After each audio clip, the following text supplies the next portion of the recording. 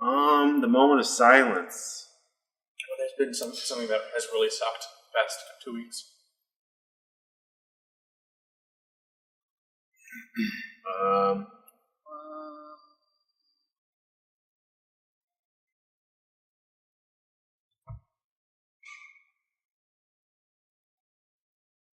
Everybody thinks our house is haunted. Oh, yeah. There we go.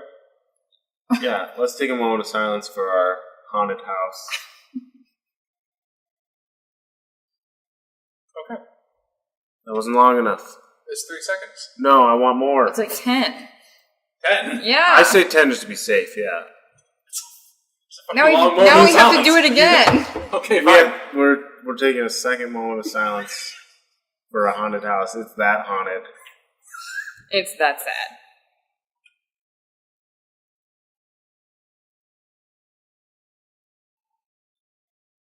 I think that'll do it. Welcome back to what's it called? Town Square After Hours. The part of the coffee shop where people get together and talk about completely unrelated things. Mm-hmm. And not at all related to coffee. Hey, you spilled my beer. Shit. I am Zach. I'm Caleb. And I'm Beth. Alright, let's get into it. It's kind of a rainy evening out there, which is, what better time to sit amongst coworkers with cold beer and soft pretzels. I say coworkers very intentionally. That's all you are to me. No, but anyway, yeah, is how we all doing? I'm doing well. I'm tired. Yeah. I feel fine. I'm good. I feel a little low energy perhaps, but I don't feel tired. I don't feel tired, I guess. I feel pretty good. Beth and I have been packing all day because we're moving, which is kind of a big thing. But yeah, it feels good to kind of do it, to go through your shit. Mm-hmm. Yeah. You said you're packing. Yep. We'll be gone for about 2 weeks. Remind me where you're going? Chicago, and then to Holland. Okay. Yep. What are you going for? Dad's going to be flying in, so I'm going to pick him up at the airport in Chicago. And we're going to be going to Holland to get a car. Then we're going to drive back. A new car or No. someone's car? His car? A car for It's been you? in storage. I see. Yeah. Cool. Yeah. Are you going to get to do fun things on the way? 2 Yeah. weeks is a long fucking time. Oh, yeah. He flies in on the 13th, 14th, roughly. So I'm just going to hang out in Chicago for a couple days. Cool. I assume you've been? Yeah. Got some family. Nice. I see. I like Chicago. Yeah. You know that was where they filmed most of The Dark Knight trilogy? Yeah. Which is I think... It's perfect. Yeah, it is. It really is. Because, Gotham has always been... it's always been either very much inspired by Chicago or New York kind of thing. I always felt more Chicago. Yeah, and totally. Metropolis was more New York. Yeah. Yes, absolutely. It's cold and I don't know, it just feels like the Midwest. Chicago, I think, is a perfect real world town for it. Yeah, but I've heard it said by writers and stuff that I've heard it said that Gotham is New York at night and Metropolis is New York in the day kind of thing. You know what I mean? Yeah. But yeah, I love that they filmed it in Chicago. Yeah. It just adds so much to that. I still fucking love those movies. I really love that trilogy. I don't like the last one. No, I don't like the what's the name of the actor that actually played Batman? Christian Bale. I don't like him. Yeah, that's fair. He makes an okay Bruce Wayne, but he just sucks as Batman. That's fair. I get that. That's funny though, because people will always just the other day I heard somebody talking about the different people that have played Spider-Man and saying this one was a good Tobey Maguire but a bad Spider-Man. This one was a good Spider-Man but a bad Peter. Peter. Yeah. Right. But and they're like, the newest one, he's perfect, and it's funny how people, when they're talking about actors that play superheroes, distinguish, because of course you would. Yeah. But it's fucking interesting because, like, you know, Ben Affleck, he plays Batman perfectly. But like, Batman's also arguably the like, I mean, I'll just say that. He plays Batman perfectly. Oh, yeah. Yeah. And Christian Bale, like, I think I can see how he's not a lot of people's Batman. I mean, even Michael Keaton is a weird fucking Batman. He's like, a looking weird back Batman. at it, like, Oh boy, he's such a weird Batman. I don't think we've gotten the perfect Batman yet. no. Like, Really? like in the sense that, you know, people think that Robert Downey Jr. is the perfect Tony Stark. I see. Like, I don't think we found that kind of a fit. Yeah. I mean, part of that, though, I think, is that, like, Robert Downey Jr., like, not only owned the part, but, like, completely made it his own, right? Yeah. Like nobody knew really much about Iron Man, so he had to like kind of like he got a lot of like creative license. Yeah. And basically Iron Man just became Robert Downey Jr. Like they're like one and the same. So whoever replaces him coming like next in the next 10 years or whatever is gonna like that's gonna suck. Yeah. Like Oh, yeah. and it's just gonna be like big shoes to fill. The same with like Oh, yeah. trying to get a young Han Solo. Like Yeah. I mean Harrison Ford is Han Solo. Right. He made that part so amazing. Yeah. Yeah. So it'll be interesting. Yeah. I mean, and, you know, how could... And the toughest part about finding the perfect Batman is then you've still got to, like, they might still be not the best Bruce, you know? Right. That's the really tough part. Yeah. Like, because a lot of people agree that Andrew Garfield did a great Spider-Man. But then, like... Not a great Peter Parker. Well, they have problems with his Peter before they have problems with the Spider-Man. Right. Mm-hmm. But his Spider-Man was great. And it was a step up from the first trilogy of Spider-Man because he actually was, like, cracking jokes and stuff, right? He wasn't just like a nerdy, scaredy cat. Yeah, but, like, part of it even is, it's not just as simple as, like, the actor either. Yeah. A lot of it comes down to direction and writing and stuff. And, Yeah. like, I don't know. Because, like, Ben Affleck, I never would have thought, like, oh, yeah, he'll be Batman. That'll make sense. Oh, my God. So But, like, weird. with the help of, like, encouragement and direction and stuff, He was fine. He was fine. He did a great job. Yeah, why Good not? job. I mean, even Gal Gadot, or Gadot, however you say it, Gadot, for Wonder yeah. Woman, like, a lot of people were like, she does not seem right. And I thought she played the part great. Yeah. So, Yeah, for sure. Incredible. Yeah. Yeah. I don't know. know. We'll see. There's been so many Batmans, though. Yeah. And Supermans, like, and Yeah. Wonder Woman. Like, there's been 8. There's been like a ton of Wonder Woman. Wasn't it Linda Carter who was the last one? Well, she's, I think, maybe the most famous. Okay. Yeah. There's been an in-between, like, several Oh, no. in-between, but she's, like, the most famous. People love her. Mm. I think she showed up at one of the premieres for Wonder Woman, and then, like, her and Gal Gadot, like, got to, like, hang out. Oh. Yeah, it was sweet. You're like, oh, I love it. But what's our actual superhero thing? Right. Comic. So We kind of stole it. I came across this question the other day, and I just thought, man, this needs to be on the podcast. The question is, now you have to choose one. Who would you rather kiss, Pennywise or Venom? Who's the first one? Who's Pennywise? The clown Who's from that? It. From It. What? He's not a superhero. He's not even a clown. He's like a... Demon. Yeah. Kind of thing. Mhm.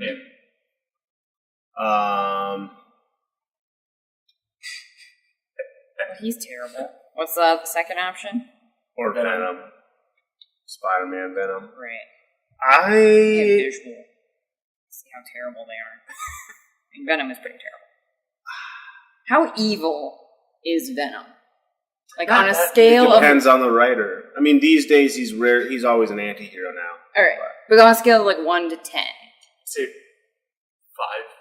okay, 6, and creepy clown guy. He's completely evil. 11. He's a... Yeah.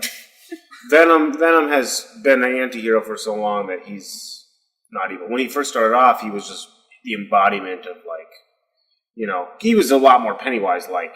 Just this embodiment of, like, fear in the shadows that Spider-Man can't escape kind of thing. But yeah, I would say Pennywise is way more terrifying But are they trying to murder me, or like are they just like hanging That's a good out? question. That's a fair question. We have to be able like, to. are they out to get me, or are they just like, hey, what's up? Why don't you give us your answers? Yeah. First? Have you seen them? Yeah. That's gross. I think we said don't be gross as one of our rules. Did we? But I don't think. Yeah. I don't think there so. are rules now. Zach. we should lay out the rules during this episode. But I would rather kiss. I'm gonna go with Pennywise. Yeah, I'm gonna throw a curveball in there. Really, with those teeth? Well, they both have teeth. Yeah, but like Pennywise is like. My reasoning is, if I recall the book correctly, because it's been a long time since I read it. I don't even know if I read the whole thing, but I remember that like his appearance can obviously like shift and change and stuff. So I'm banking on like kissing him and being like, but I'm not actually kissing an evil clown. He could be anything, you know? That's my justification. Whereas Venom, like I don't want that much tongue in my mouth, and I don't want to feel slimy. He doesn't even stuff. have like lips. It's just like all teeth. He's just like teeth. But I do think Beth brings up a good point. Like, what are they trying to do? Like, is Venom trying to kiss me? Like, is he? Like, okay, you come across you're walking down the road. You see two kissing booths. One's Pennywise and one's an alien symbiote. Okay. Well, I'd probably just go to both. Just try each. I think if they're not trying to kill me, like, okay, let me back up. If they're trying to kill me, I'm going to go with the clown. Because I feel like you can definitely murder a clown. You can't murder this guy. Okay, I can't murder this clown? Pretty much not. Pretty much not.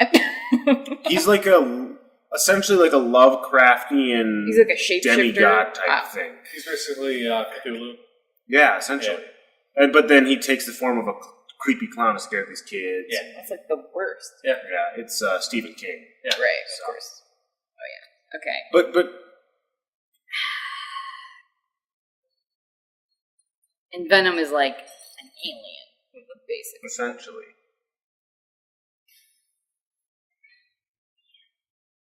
I'm still gonna go with the clown. Okay. I feel like I can really beat a clown. I feel like an alien, I don't know what to do with that. Yeah. Like, that's fair. I don't know. But that's if they're gonna try and kill me. And if I have to kiss one of them, I guess. And there's not gonna be killing. Right. Then you'd go with Venom? You don't look happy about this decision. I don't. Neither one. They're both terrible.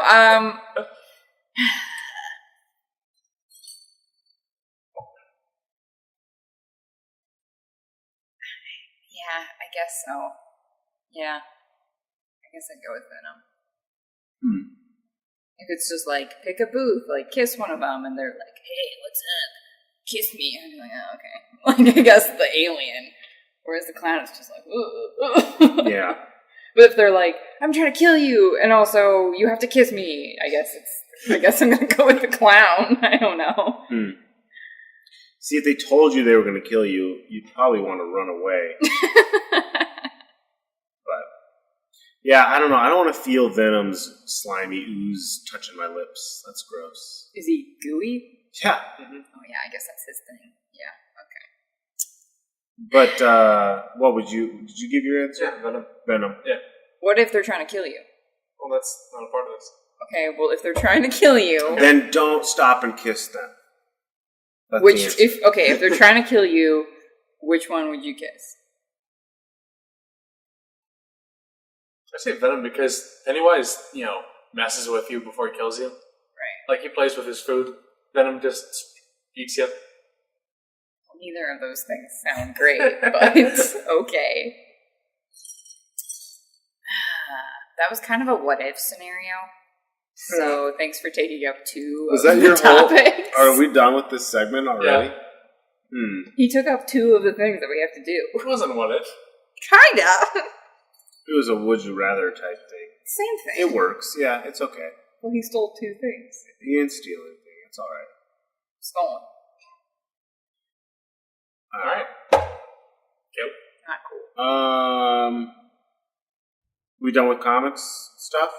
Is there anything else people are thinking of that they want to talk Well, I wasn't sure who was going to do what, so What do you got? So I was like, I want to talk about some weird fucking superhero. So What? Was it Kite Man?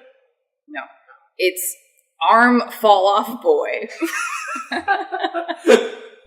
That's even worse than This is a real thing. Okay? Is that what he was called? Yeah, his name is Arm Fall Off Boy. It doesn't really roll off the tongue, It does does not. Can we get some background on this? Floyd Belkin is his Oh, name. jeez. DC Comics. Sounds like it. Right, yeah. His first appearance was December 1989. Sounds like something fucking weird the 80s would come up with. And yeah, his ability is to, this is what it says on the official page. He can remove his limbs and use them as clubs. All right. So he takes his arm off. There's a little comic right here. And then he just slaps somebody with it. Like, just... That's fun. See? Oh, wow. Takes his arm off, and it's just like... He is ugly. Wow. Why is he called Boy? Arm Yeah. Fall Off He's Boy. obviously a man. That makes it so much weirder. Why is he orange? Yeah, what's going on there, guy? Another terrible superhero called Matter Eater Yep, Matter Eater Lad. Yep. claims Classic. he gained his powers through carelessness while holding the anti-gravity metal element 152. Makes And sense. that's how Arm Fall Off Boy was created. Oh. Now it explains everything.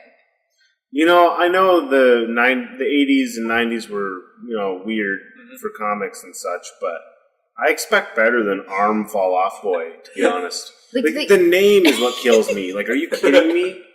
They couldn't give him any cool name? Anything. And it makes Armed it... and dangerous. Sure. That's even better. Like, that's 10 times better. Or just, use a fucking random ass word like I don't even know, literally anything. Make some letters. Melkor. Just put some anything letters is better together. than Arm Fall Off Boy. Yeah. And also, like, oh man, it just does not roll off the tongue. And like, he takes his limb off to literally just bludgeon somebody to death. Whereas, how is that better than just using your fists? It doesn't seem better. It doesn't seem better because then literally you only have one arm. So like, And then if your arm gets like, somebody takes it, do you get it back? So like in the comic, you see like muscle and sinew like in where his arm used to be. Right. So like, is he bleeding now? I don't know. Apparently not.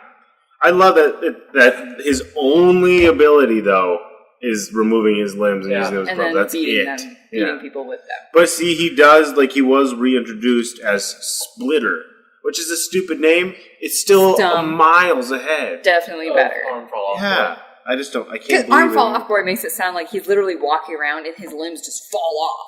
Like his arms are just falling off of him. And then he's like, oh no, my arms, I gotta gather them back up. Oh no, guys. Like, Do you know that there's a villain called Paste Pot Pete? does he eat paste? No, he shoots paste.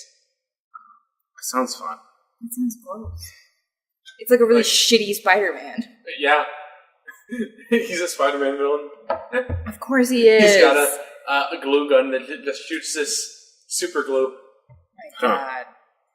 Paste Pot Pete. At least he's not worse than... I like the peas. That's good.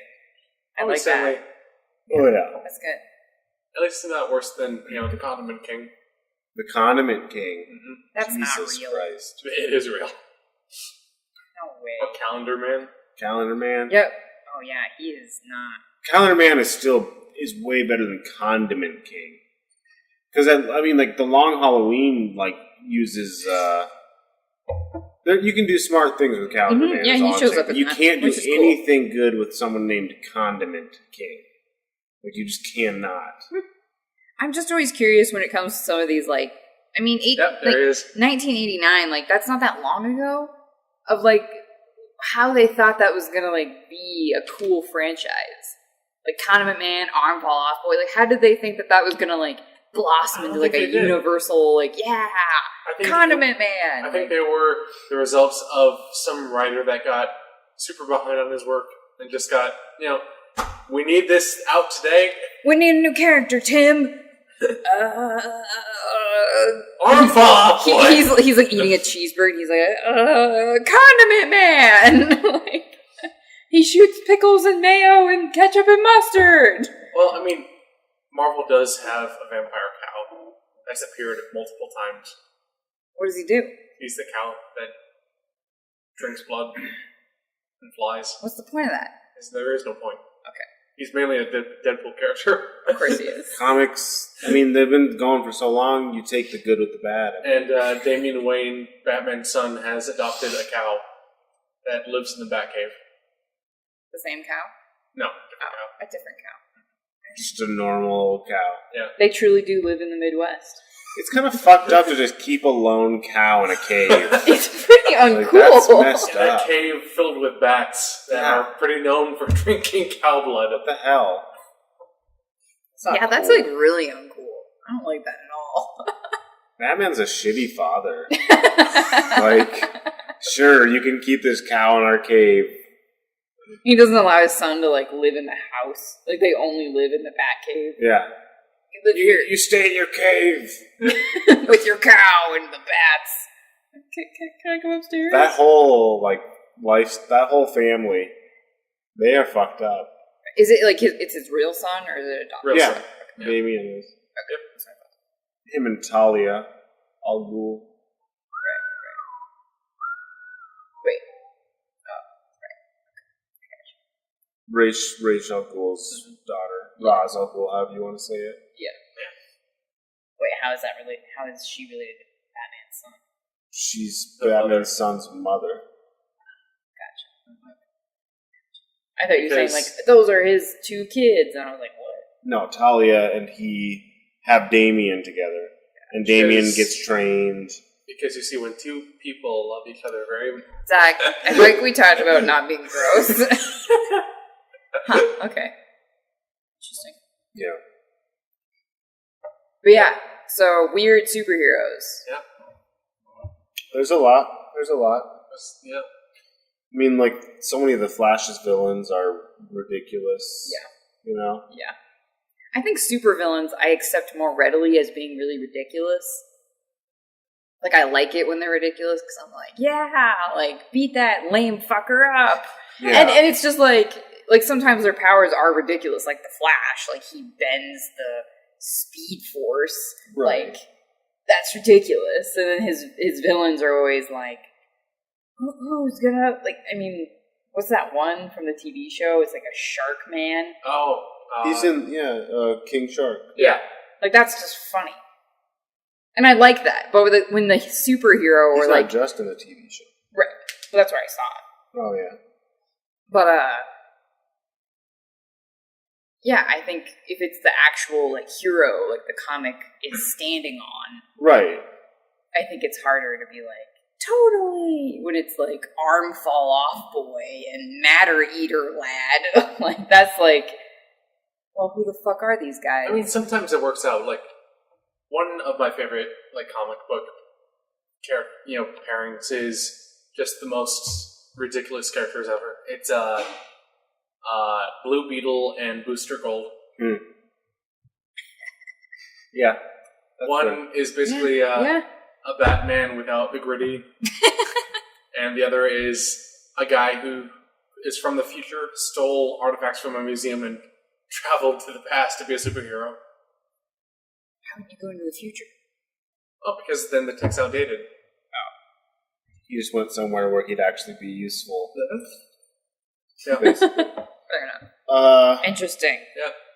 Yeah. Sometimes it works out. But, like, part of it is the name, you know? Like, Sure. like Arm Fall Off Boy, like, somebody was not trying. Like, straight up, I have no forgiveness for that. Like, that's Right? so bad. Yeah. Like, Splitter is something at least. That's at least, like, one word. Like, Yeah. you can, like, say it quickly. And his power is kind of dumb, but, like, I don't know. Calling him, or Condiment King is strictly, like, comic relief. Like, he is not used in Yeah. It's totally a lazy thing that somebody was like, condiments, ketchup, and there's like mustard too, and pickles. Like that sounds like a villain from like Venture Bros. Exactly. Like that's what it feels like it should be on. Exactly. It's parody, but it's existing in the same universe as like all this other stuff that you're supposed to take seriously most often. Yeah. It's weird. I don't know, but yeah, I mean, 70 years of this shit. There's gonna be some stinkers in there, you know. There's just gonna be. Because I mean, they do have deadlines. People are like, you gotta keep making shit. So eventually, there's gonna be some stupid shit. Yeah. And there's a reason that like the best villains, like the best Batman villains and stuff, I mean, Batman doesn't even have a huge rogues gallery per se. Yeah. He just has like some of the most well regarded, like highly, like the best villains. Yeah. Yeah. And they just use them and use them and use them. And every once in a while, like a new guy will make it in there, like the Firefly guy, whatever his name is. How new is Hush? Hush, yeah. Fairly new. That's what I thought. Yeah, I think late 90s or something like that, early 2000s maybe. Yeah. I don't know how to feel about the Court of Owls. Yeah. See, that was supposed to be a huge, big thing for Batman. Yeah. And, like, it's cool. I like the idea, but there's nothing there that, like, it didn't become the new best Batman villain thing, you know? I don't know. At the end of the day, people still, like, love the classic villains for Batman. There's like there's a new guy, like, I don't even know how new he is exactly, but he's pretty obscure, like Sharktooth or something like that, or Great White or something like that. Like, he's just a guy with like pointy teeth. Yeah. Or there was one that is newer that's like this like serial killer type guy that wears like a pig mask or something. Oh, like Dr. Pig. Yeah. Dr. Pig. I love Dr. Pig. He's so messed up. Right. Yeah. But like that was a gamble. Yeah. Dr. Pig, but like it worked out. Yeah. I don't know.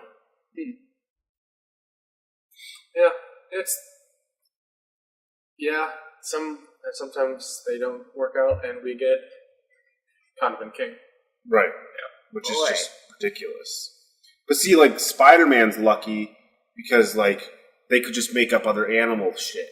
Right. It was perfect. Right. Rhino, Vulture. It was so easy because they should be like, well, fuck, Rhino, that's awesome. Dr. Octopus. Exactly. Yeah. And so many furries. Yeah, seriously. Yeah. I mean, like, there's like a werewolf type guy he faces. There's a puma. That was the best. That was just easy. It just like writes itself. Like, oh, I know, a fucking rhino person, a vulture who can fly. Who's that new villain that's like, he's in that game. He's like white. Oh, he's like in a white suit. Mr. Negative? Yeah.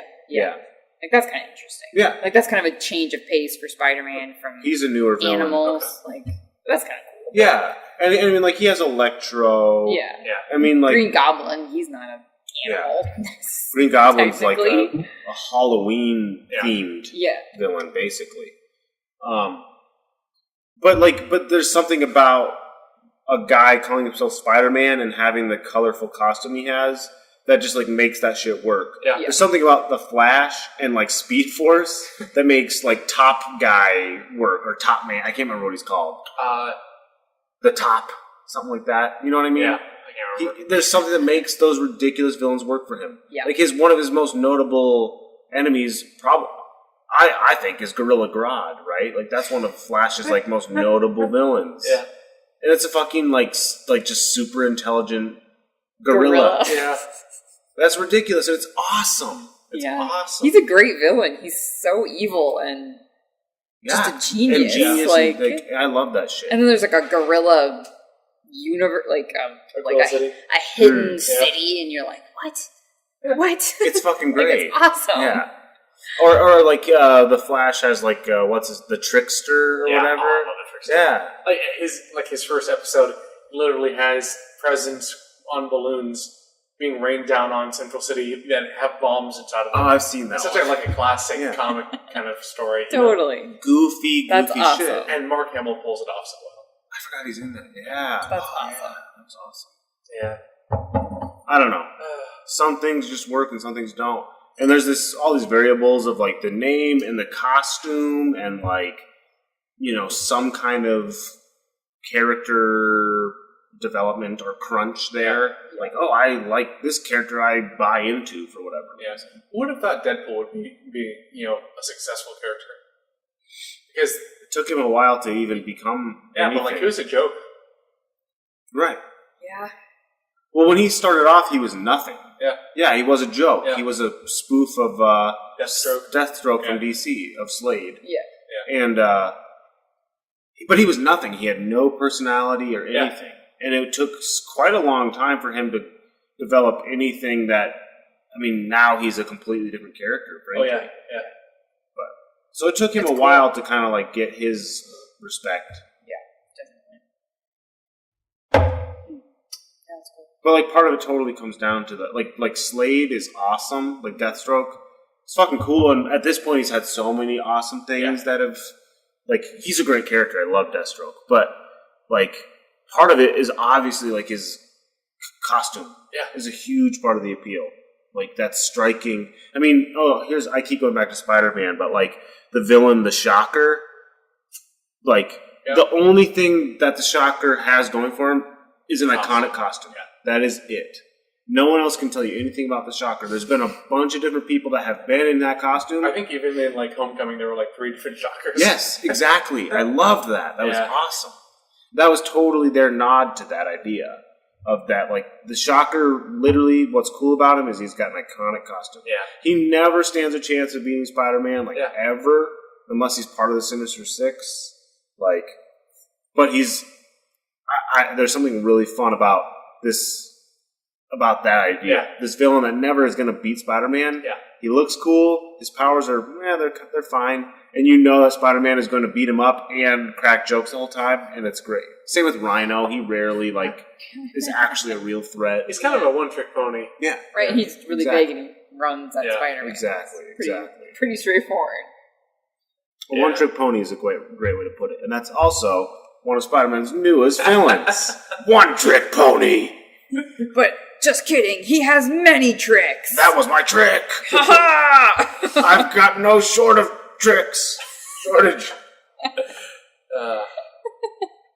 But he just tricks Spider-Man a lot. Like it's actually like friendly pranking.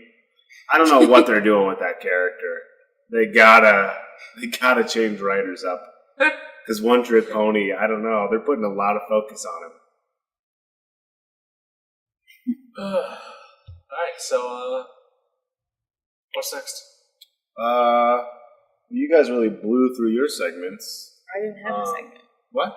I just piggybacked. Oh, okay. I've got a real thing. I'm going to do a what if type thing. I hope it's okay. So what if you can't be on Google? I'm going to Google it. No, you can't do that. I'm going to Google the answer. Google, what if this happened? No. I'm not actually going to do that. No. Well, Zach, okay, I know the answer from Beth, but Zach, are you a dog person or a cat person? Yes. I'm whatever. What do you prefer? It depends on which one I am closest to at any given moment. Like proximity? Okay, let me change my question. If I'm with a cat, I'm a cat person. If I'm with a dog, dog Okay, person. so you're just an animal person. Yeah. But you like dogs. Yeah. You like dogs? Okay, but I know Beth loves dogs. I like cats too. Yeah, I know.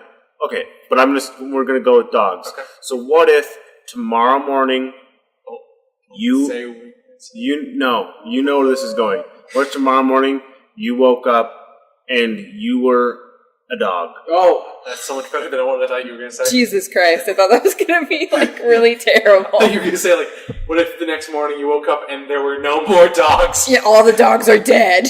I mean, that would suck. You woke up and your dog is dead. What do you do? And I'd be like, well, there wouldn't be a good answer to it. It would just be you guys explaining how devastated you were. That's not funny. It's what if sad. tomorrow morning each of you woke up and you were in the body of a dog, and just to just to give a little more detail, you are randomly anywhere in the world. You're not around any place you know or people you know. Depending on where that is, that could be very dangerous for me. What? Yeah. But that's all I'm gonna say. Do we have our memories? Like, yes. Do we know? Like, yeah, you basically we have our mental faculties. Absolutely. Shit. So you have the capabilities a dog would have. Right. I but can't, know, like, what the fuck? I'm Beth. I'm a dog. What happened? That's what I'm. That's what. All right. What would you do? What happens next? What do you do? What if that happened? Oh, my agency is kind of limited with this. I go find Lex Luthor and ask him if he can turn me back into a human. How do you ask him? How do you find him? One would say that it would be pretty rough. That's pretty good. Hold on, let's pause. Get it? Okay. No, but man, all of these doggone jokes. No, that was the other what if. What? The doggone jokes. Right. It was the other what if because it's doggone. Ah, nice. What would you do? You know what? Fine. I'll make it easier. You're in a home in our hometown. Like, you're somebody's dog in the hometown, but you're not in your own home. But, like, you're in Orange City, and you're suddenly, essentially, this is kind of weird, but you've become their pet dog kind of thing. Huh. They're not going to be, like, shocked like that Fido exists suddenly. Okay. Right. But they don't know that you are Fido. Yeah. Oh, man. What do you do? I'm going to run away and join a pack of wolves. Or coyotes. Or be the queen of all the... But you're just going to sort of, like, get used to this new life. Yeah. Okay. I mean, maybe for a little while, and then I'd be like, well, I kind of want to, like,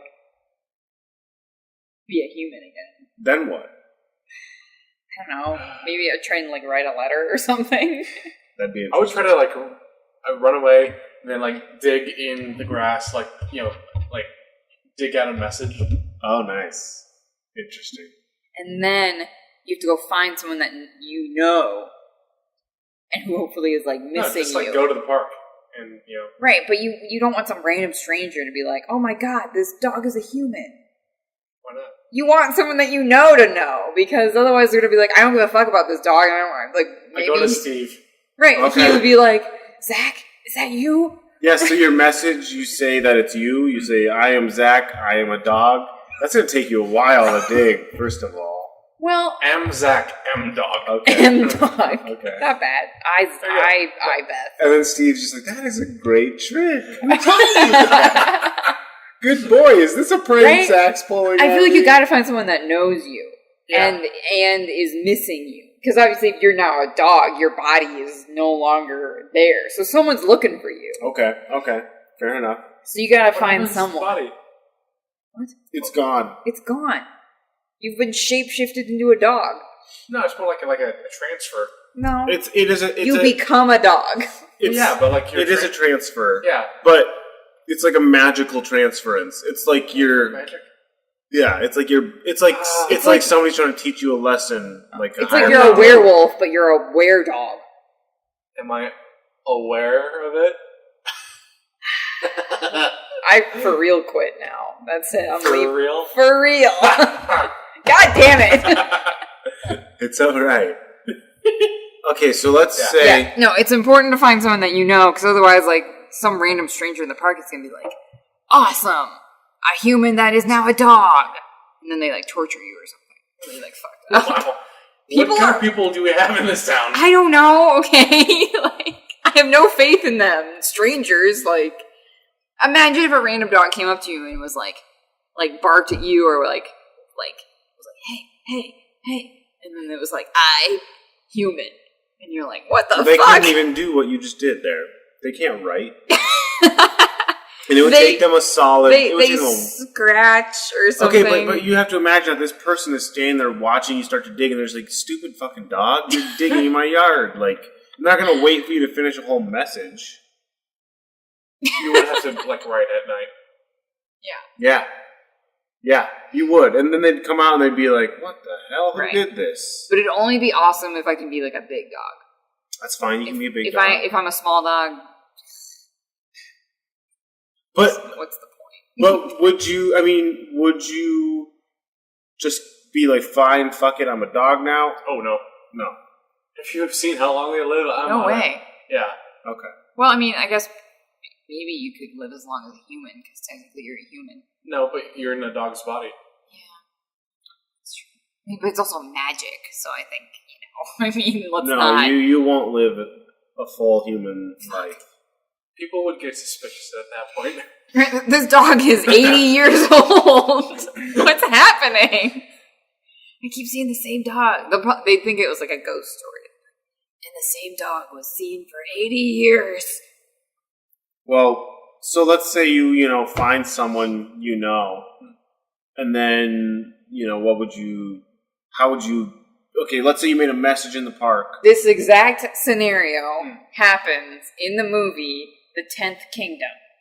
This prince gets turned into a dog, and the dog gets turned into the prince. So the prince is like fucking weirdo. He's acting like a dog. Like, he'll like eat food like a wacko and like just like pee places. Like, it's ridiculous. That does happen in that? Yeah, it happens. I do kind of vaguely remember something. And then the prince becomes a dog, and he gets transferred into our world, and he has to like he meets this girl, and then he tries to like communicate with her, and he writes a message in flour. With, like his paw. Yeah, okay. That's clever. And I can't remember what he says, but yeah, this scenario has already happened. I mean, there's a movie called Fluke where a guy dies and then is reincarnated as a dog, and then he's trying to like, I can't remember it very well. Well, see, if I die and I become a dog, okay, I'm trying to remember that one Tom Hanks movie. Really sad, because potentially I could find the people that are like grieving, and they would be like really bummed out. Like, that'd be sad. But if I don't have all my like past memories, if I just know like, oh, I died, but I don't remember anything of my past, then I'd be like, fuck, awesome, I'm a dog. I'm gonna go live in the wilderness. It's gonna be badass. Yeah, no, but that's not the situation. This is like, holy shit, I'm a dog now. What happened? And even if let's say you make a message in the ground or with flour, and you find someone and they see the message. Okay, and they're like, what are they gonna do? Right, they're like, what the fuck's happening? What's going on? They're gonna have to find the wizard that apparently turned me into a dog.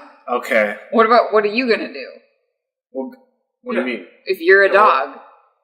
This would never happen to me. This is a hypothetical, impossible Only situation. would happen to us. What would I do if I was a dog? I mean, that'd be horrible. Yeah, that's kind of the point. I would try and just become a pet of someone I liked. Because, like, basically, like, the scenario, the way it's been set up, there's no going back. You know what I mean? Do we know that? Like, if I turn into a dog, do I know? Like, oh, well, now I'm just a That's fucking kind dog. of the fear that you would experience of, like, holy shit, how do I get out of this? Can I get out of this? You know what I mean? You'd have to get in contact with like a brilliant scientist and really encourage him to like create translation technology so that you could communicate. Or find the witch, wizard.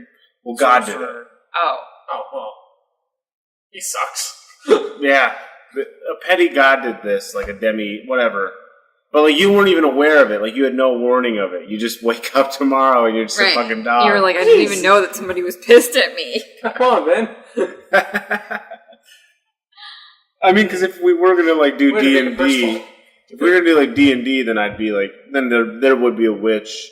She would curse you, right? And then you could whatever, figure out how to be uncursed. Yeah. Something like that. I would roll in a magic river. Or kill the witch. You know what? I would go to the back behind some kind of store, grab a discarded cardboard box, drag it to the park, just start doing tricks. Hell yes. That'd be awesome. Yeah. See? I like this. You're just like... See, yeah, if you're like a fucking genius dog, then people are going to be like, fuck, this is amazing. Well, you don't have to be a genius to do better tricks than what dogs already do. It's a pretty low bar. Especially if you understand English. Like, I'm assuming since I'm a human, I still understand English. And so, once I earn enough... Do I also understand dog? I mean, as much as a dog does, yeah. Yeah. Cool. Like, you can understand dogs, yeah. They'd probably be pretty stupid, though. Yeah. Yeah. I mean, they're distractible. I mean, you'd be able to communicate with them about as well as like strangers. Yeah. Strangers' dogs can communicate with one another, Right. Which isn't the best. But yeah.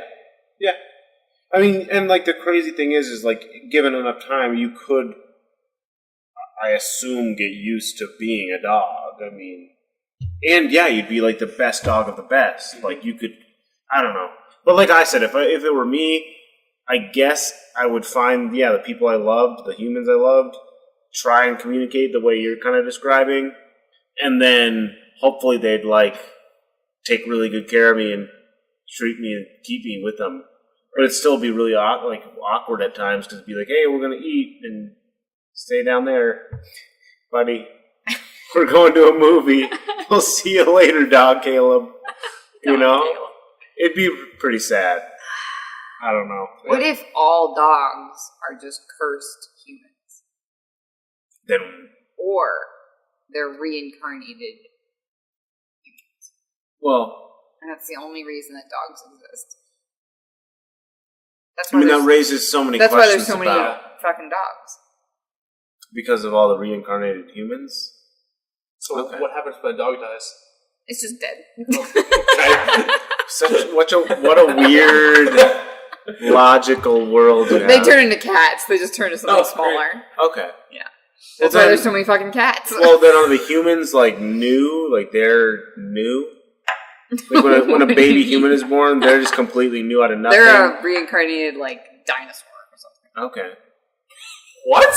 There is some. I'm trying my best to stay on board with this. It's interesting. I'm not. Zach is not on board. Reincarnation though is interesting. Because I mean, a lot of the modern sort of surfacey understanding of it is that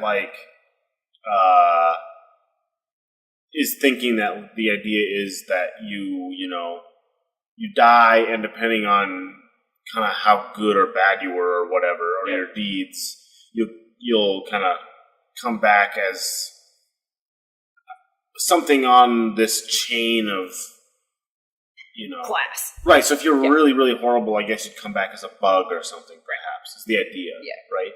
But, I think reincarnation is, way more... is not really that simple.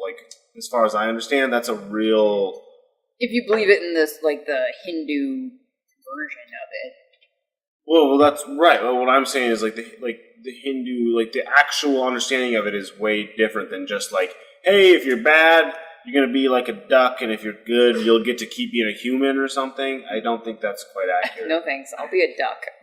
Yep. A lot less I mean, if you have to pick being a poor, impoverished human because you didn't do enough to be reincarnated as something badass like a fucking duck, I choose duck. Yeah, but you don't get to choose. I know. It's a really fucked up system, actually. What? Reincarnation. Yeah, I mean, you know what under Hinduism anyway. I'm sure there are other things that people are believe in reincarnation in a very broader, different idea of it. Yeah, but I do. Hinduism reincarnation is hey, you're really fucking poor? Well, good luck being poor the rest of your fucking life, and also for the rest of your eternity lives. And you're oh. Well, I don't know enough about the Hinduism, I don't know enough about what how they have that system. I'm not sure it's just as simple as that. But no, there's karma involved, and also your the caste that you're born into matters a lot. Yeah, and that has that influences basically how much good karma or good whatever you need to be reincarnated as something cool.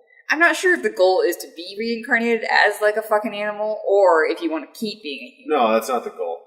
I mean, which one? The goal is enlightenment.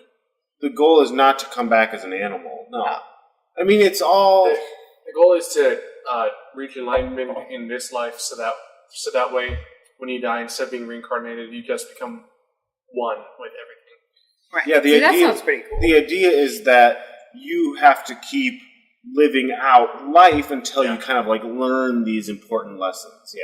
And then it's funny because all these belief systems have something in common like that, you know? Right. The purgatory is a similar thing where it's like you're just stuck in like this non-place, like limbo place until like, you know, it's sorted out whether or not you deserve to go to a good place or not. I thought it was like a waiting.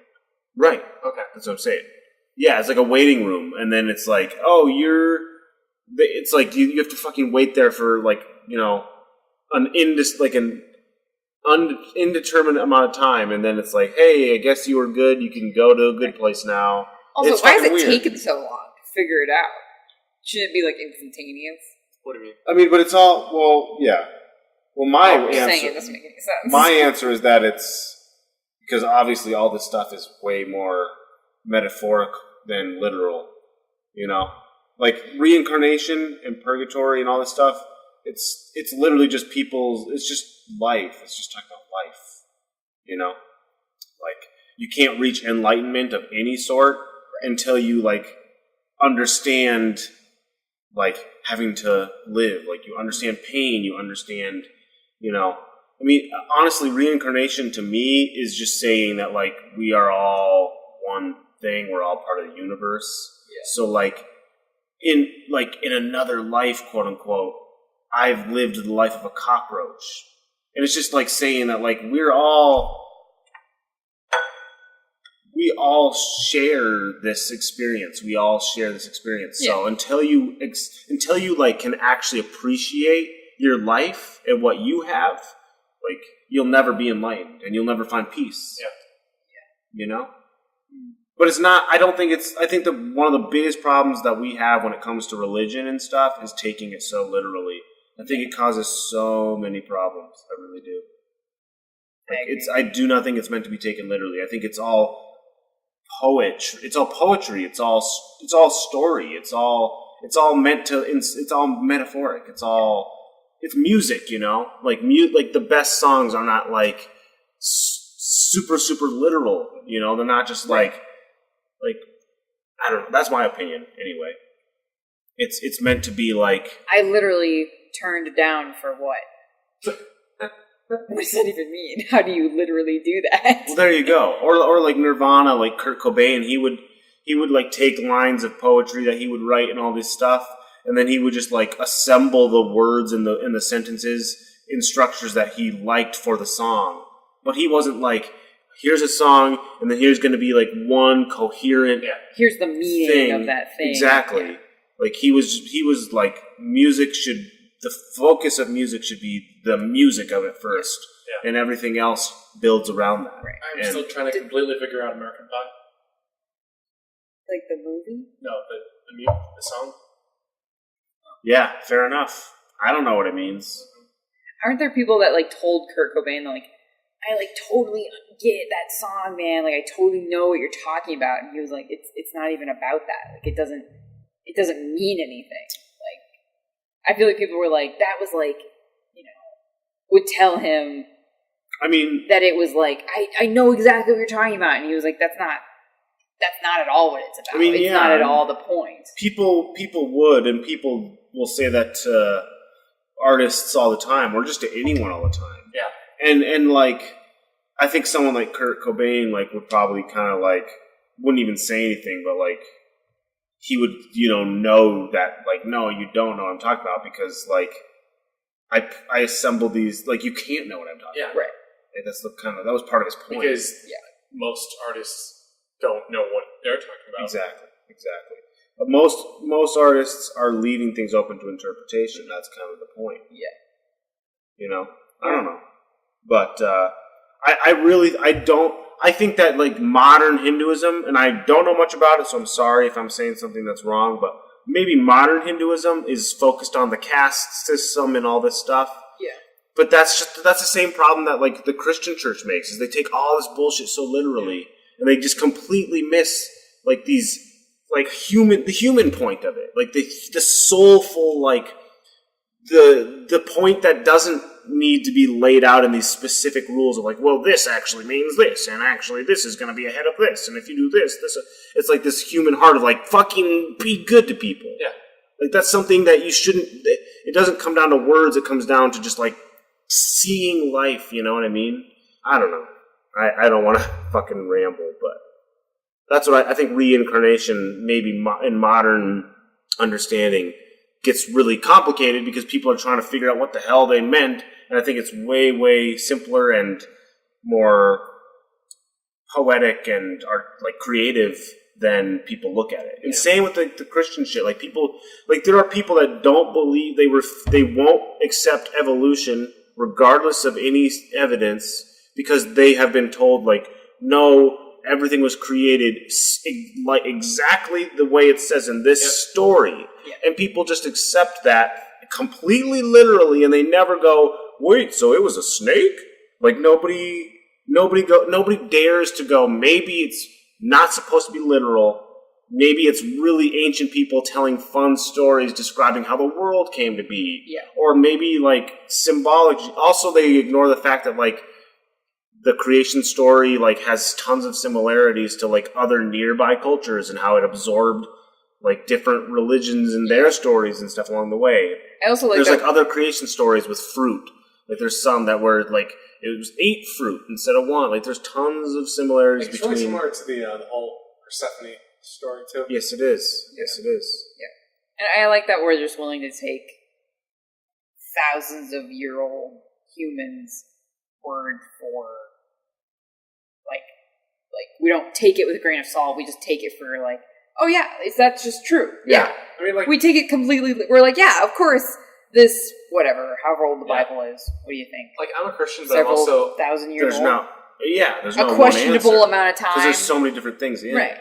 And we're just like, yeah, that's still true. They weren't at all, like, being poetic or telling a story. It's just like, they literally meant there was a snake that talked to a lady. Right.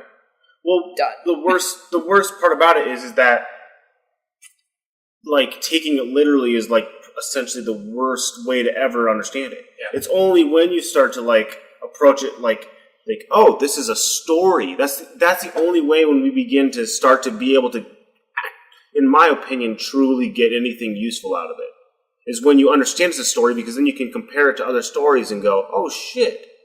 Like, Persephone is probably, like, her story is probably, she's a personification of spring or whatever, you know what I mean? Like, but if you go, oh, what? Seeds in a pomegranate? I do not know what's going on here. Like, you can't take it literally. It doesn't make sense. But the truth is like, it's interpretations. Yeah. So, and you have to accept that sometimes it's going to be wrong. And if your interpretation is going, you know what, I'm going to be safe and just assume every word here is completely literal and accurate, and ignore the fact that it's been translated all these times and filtered through different languages. 1,000 years old, or, right, and or question. Yeah, and it's different old. stories tacked together and all this stuff.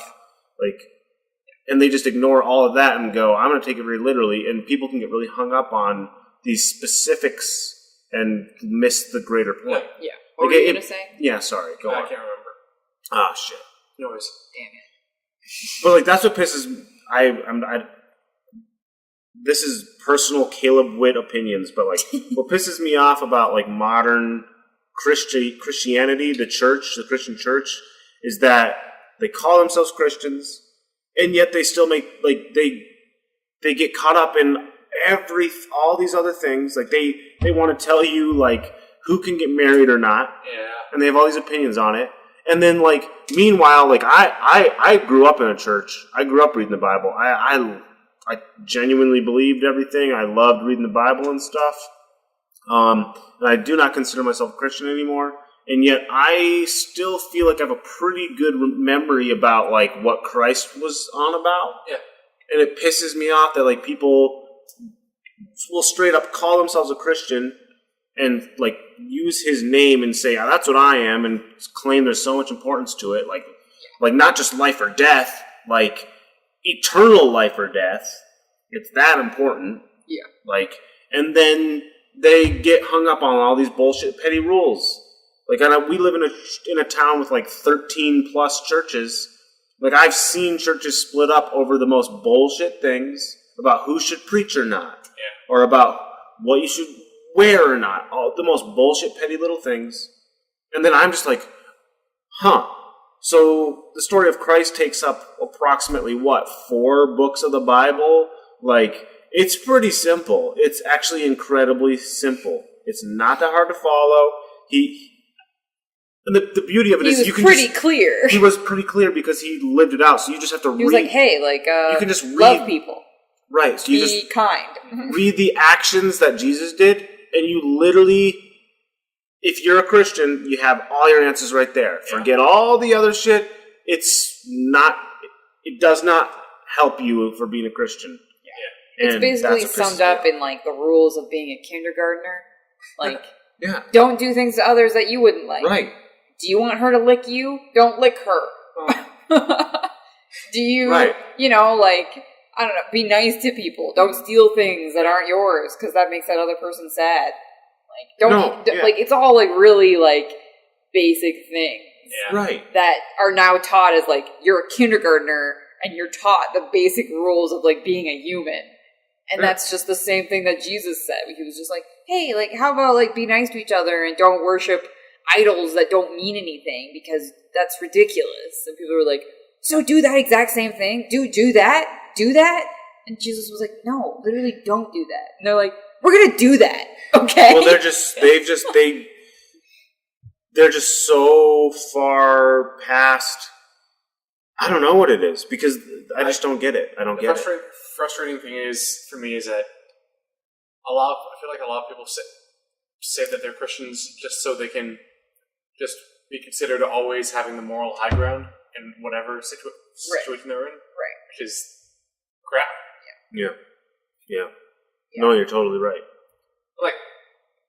People are so hung up about, homosexuality, and, especially with marriage. And yet there's I think almost 20 verses about treating foreigners nice. Mm. And we seem to have conveniently forgotten all of those. Yeah. We don't know what that's about. Yeah. Yeah. It's messed up. But then it's then you cherry pick and you latch on to one verse in some of the older books about how it's wrong. Yeah. And then they don't even they're so latched onto that they don't know, they aren't even thinking about these other verses. They probably don't even have them in their memory. Yeah. I would dare say the majority of these people have not ever read those verses. I'm super suspicious about ancient Israelites, considering their first response to most things was stone them. Yeah, they were cool. They were really into stones. No. Stone them! Cool it. Okay? You know that King David, in the Bible, it says that he, as a payment for his wife, had to pay with, I think, a couple hundred foreskins of the Philistines. Oh, yep. Cool guy. Really cool. I bet they loved that. Who was that for? His wife? Yeah. I bet she loved that. Well, no, it wasn't for her. It was payment to get her. Oh, right. Yeah, I bet everybody in that scenario loved that. But she was like, oh, you paid several hundred foreskins for me. Yeah. Cool. The problem is that the Bible is literally this compilation of hundreds of different stories from a huge span of time. That's why there's no answer. How old is the Bible? There is no one answer. It has stories from so far back. I'm gonna say it has some of the oldest stories there are known to man that are written down. Yeah. And it also has some much more recent stories, but it pulls from different cultures around. So Baal, the god Baal, was absorbed into Israelite culture. Yeah. They would things slowly mesh into other religions and cultures, and they adopt things. And then if a king comes along or whoever and goes no, we're going with one God and one God only, then everything that they know that's attributed to like a bunch of different gods are suddenly just like all put under one umbrella of one god, you know? Like Yahweh, I'm pretty sure like was like the god of like basically storms or some shit, you know? Like, and then over time they're like, well, no, we're just going with one God that did everything always, so that would be Yahweh too, and shit like that, you know? I am a Christian, but the reason why I am very hesitant to trust 100% of the Bible is because it's just so unknown. Like, there's so many things, because it's so old and written by so many people, there's no way of knowing the complete context and the whole situation behind why what was written was written. Right. And I personally don't know all the history of what might have changed in those writings from the past like 10,000 years. Right. Yeah.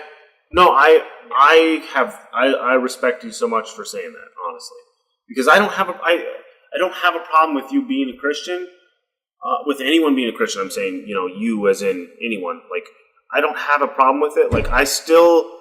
Like, Beth can attest to this. Like, I often, like, am bringing up, like, Christ and, you know, what he symbolizes and stuff, you know? Like, there's plenty of things I've learned growing up in the church and stuff and reading the Bible and particularly the story of Christ that I hold on to and, like, find a lot of value in. But, like, I like that you're admitting that, like, you're wary to 100% just trust everything about the Bible, and you still call yourself a Christian. Yeah. I'm totally cool with that. Didn't you grow up as, like, a missionary kid? Yeah. Well, I just want people to think for themselves, and, like, the people that, like, don't dare question the Bibles at all. Makes me nervous. That's, what the hell is that? It's just, it's too much. That's my problem, is that people are taught that this book is, like, this holy, it's the same way that like a lot of Catholics believe that like, no, the bread becomes Christ's body in your mouth or something. And you're just okay with eating that. And that's just like, okay, something got lost in translation. You know? That's just like... Jesus is not saying like, this bread becomes my body. Yeah. It's symbolic. For the love of God, it's symbolic. I'm sorry. I shouldn't laugh. It's just really comical to be like, no, this bread is now literally the body of Christ. And you're like, whoa. No, it is funny when you're taking communion and all of a sudden the body of Christ becomes stuck in your teeth. Yeah. Right? Like, yeah, then what do? Can you spit it back out? Like, is that one second, I need a toothpick to pick out the body of Christ. To show you all that the blood of Christ accidentally went down the wrong pipe. I need some blood of Christ, please. It's just... And what also pisses me off is it's like, it doesn't... What? You interrupted me. No, I don't think I did. I think we... Okay, go ahead. I was going to say, Google says that different texts were written between 1200 BC and 165 BC. I'm glad you looked that up after I gave you a pretty solid approximately answer. 2,700 years ago. So. Approximately. Yeah. Actually. Right. But that's a huge... I was just curious how long... That's a huge like the gap span is of time. between like what we know would be the first text and the last text. That's like hundreds and hundreds of years. Mm-hmm. And we're just like, yep. Also, it meant every word of it. Well, and the oldest stories were written down from like stories that had been passed down orally. Yep. Yeah. Like right. So, and also like so many ancient myth stories like have like a flood myth, you know? Right. And yet the Bible never talks about the Ice Age. That kind of bothers me. Like, they don't talk about the Ice Age that we know scientifically, like we can verify with great detail happened, which I would say probably explains your flood myths. But nobody, like the Bible doesn't happen to mention that, you know?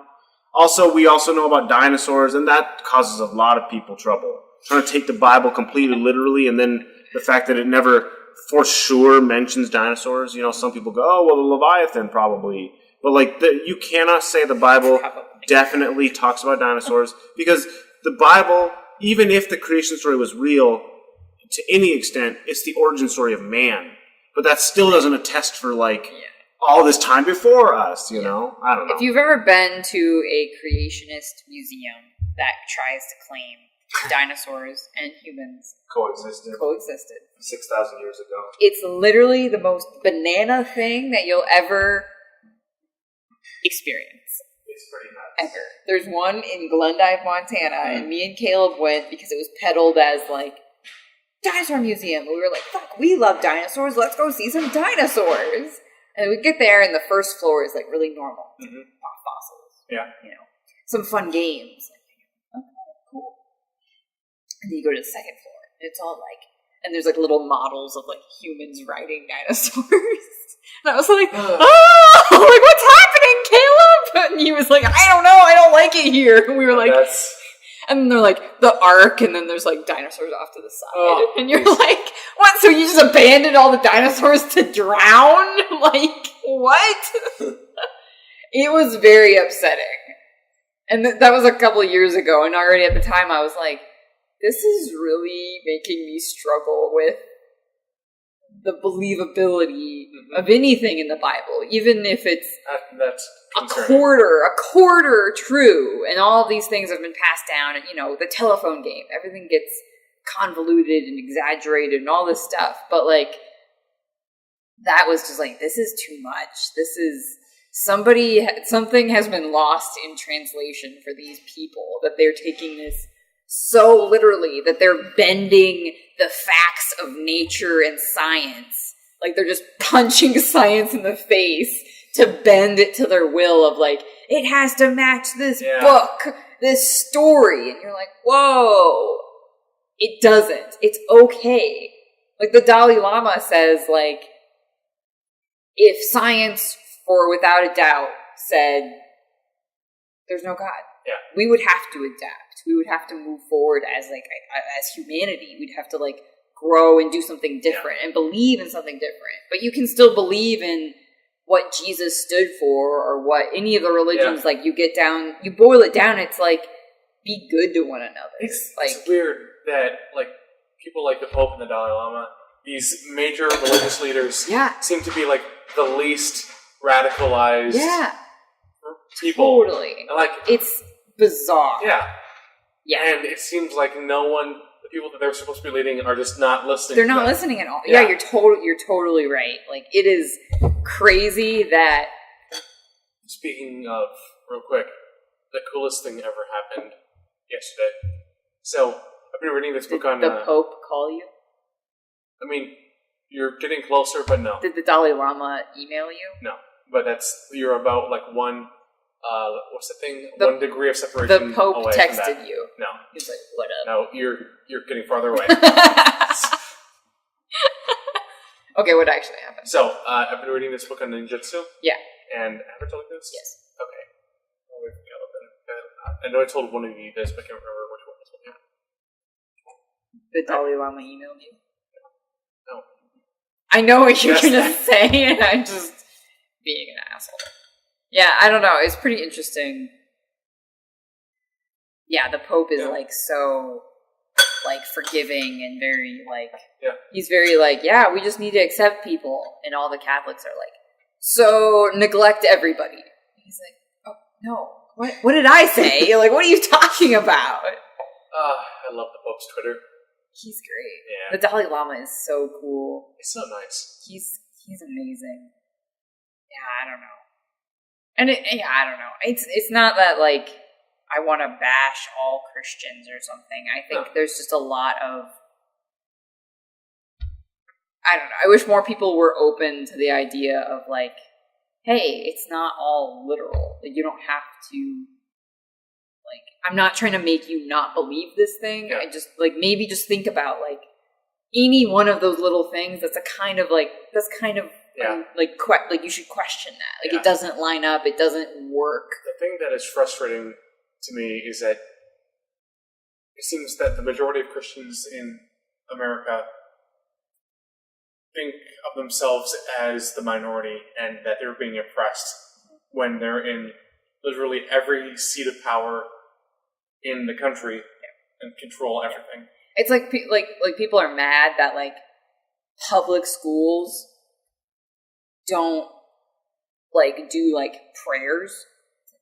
it's public school. Yeah. Which means that you have every denomination of humans. Like, Yeah. you have atheists and Catholics and Hindus and Buddhists and like you have everybody.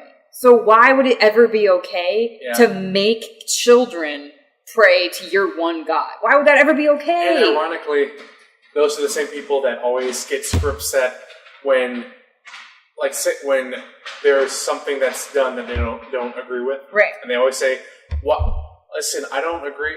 I'm okay with you, but I don't see why you're trying to shove this down my throat when they're literally trying to make prayer in public schools." Yeah, and I'm like, you can't have it both ways. Like, you can't demand your own way and then be like, why are you being this way? Yeah. Like, that's what you're doing. Like, one of the things I do not miss at all about Facebook is that whenever there's an announcement that, you know, some character on a TV show or movie is either a woman, not a white person, not straight, or is transgender. right. Everyone always goes, I don't see why you have to shove this down our throats. This one character who's not even a main character, who will probably have like a total of 10 minutes of screen time. Right. Yeah. It's like, so you're just a terrible bigot. Yeah. And they're like, no! And you're like, like, what? Like, what's Shakespeare say? A lot of things. Yeah, he does say a lot of things. But basically, like, I think you doth protest too much. Yeah. like, if you have to claim constantly that you're not a racist or you're not a sexist or you're not, you know, homophobic, you probably are all of those things, and you don't even know it. I saw this conversation online about someone suggested the idea of a gay Batman, and then... And the internet just imploded. Well, see, the main argument was, but if he's gay, then how is Batman gonna have kids? And just, do they really think that Bruce Wayne hasn't heard of adoption? That's like the only thing he does. That's his whole thing is he adopts fucking orphans. He has like how many kids in the universe, and how many of them are actually his biological children? One.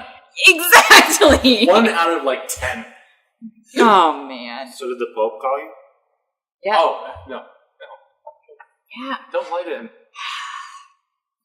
Pope, call Zach. Wait, what?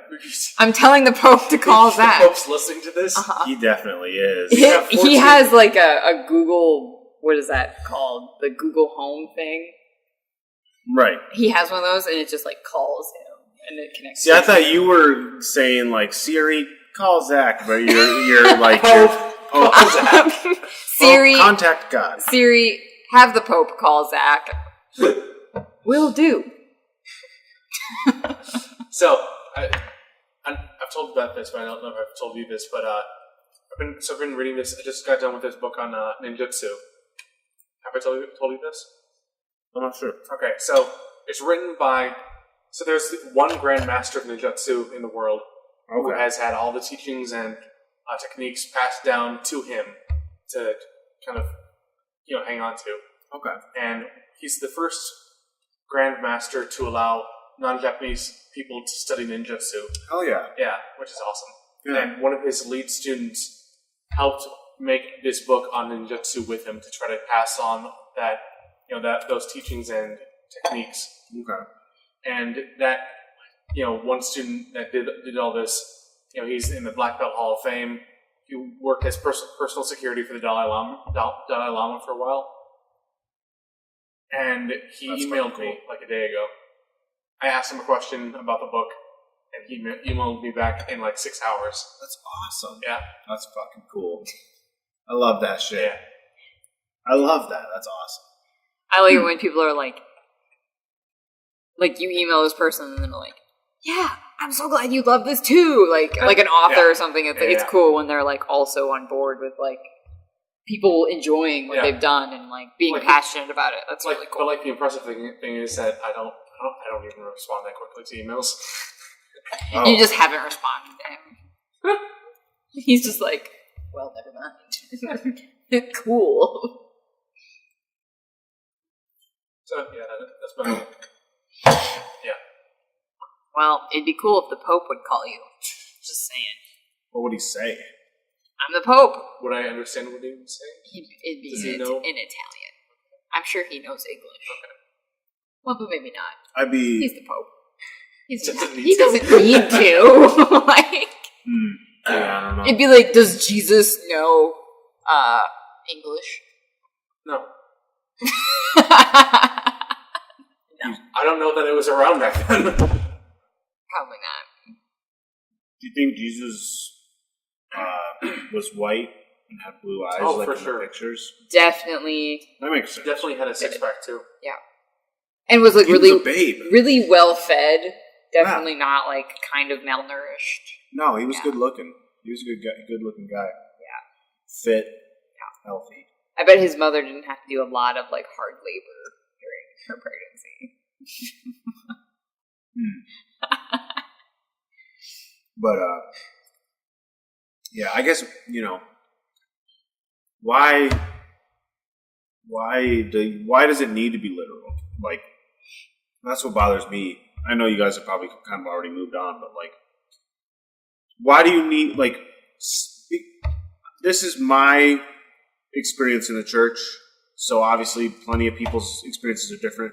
I know there are tons of Christians that believe in evolution and are still Christians, so hell yeah to you guys. But like, I literally went to church with people that were not cool with that. I went to a Christian private school, where I argued with a teacher about evolution, and he just like absolutely was not cool with me thinking it existed, and it kind of shocked me because I was at that time a Christian, and I also like had never questioned evolution. I thought evolution was the most fascinating thing. I thought it was great, and then I sort of started to understand that like that wasn't cool with every Christian because it for some reason went against their beliefs.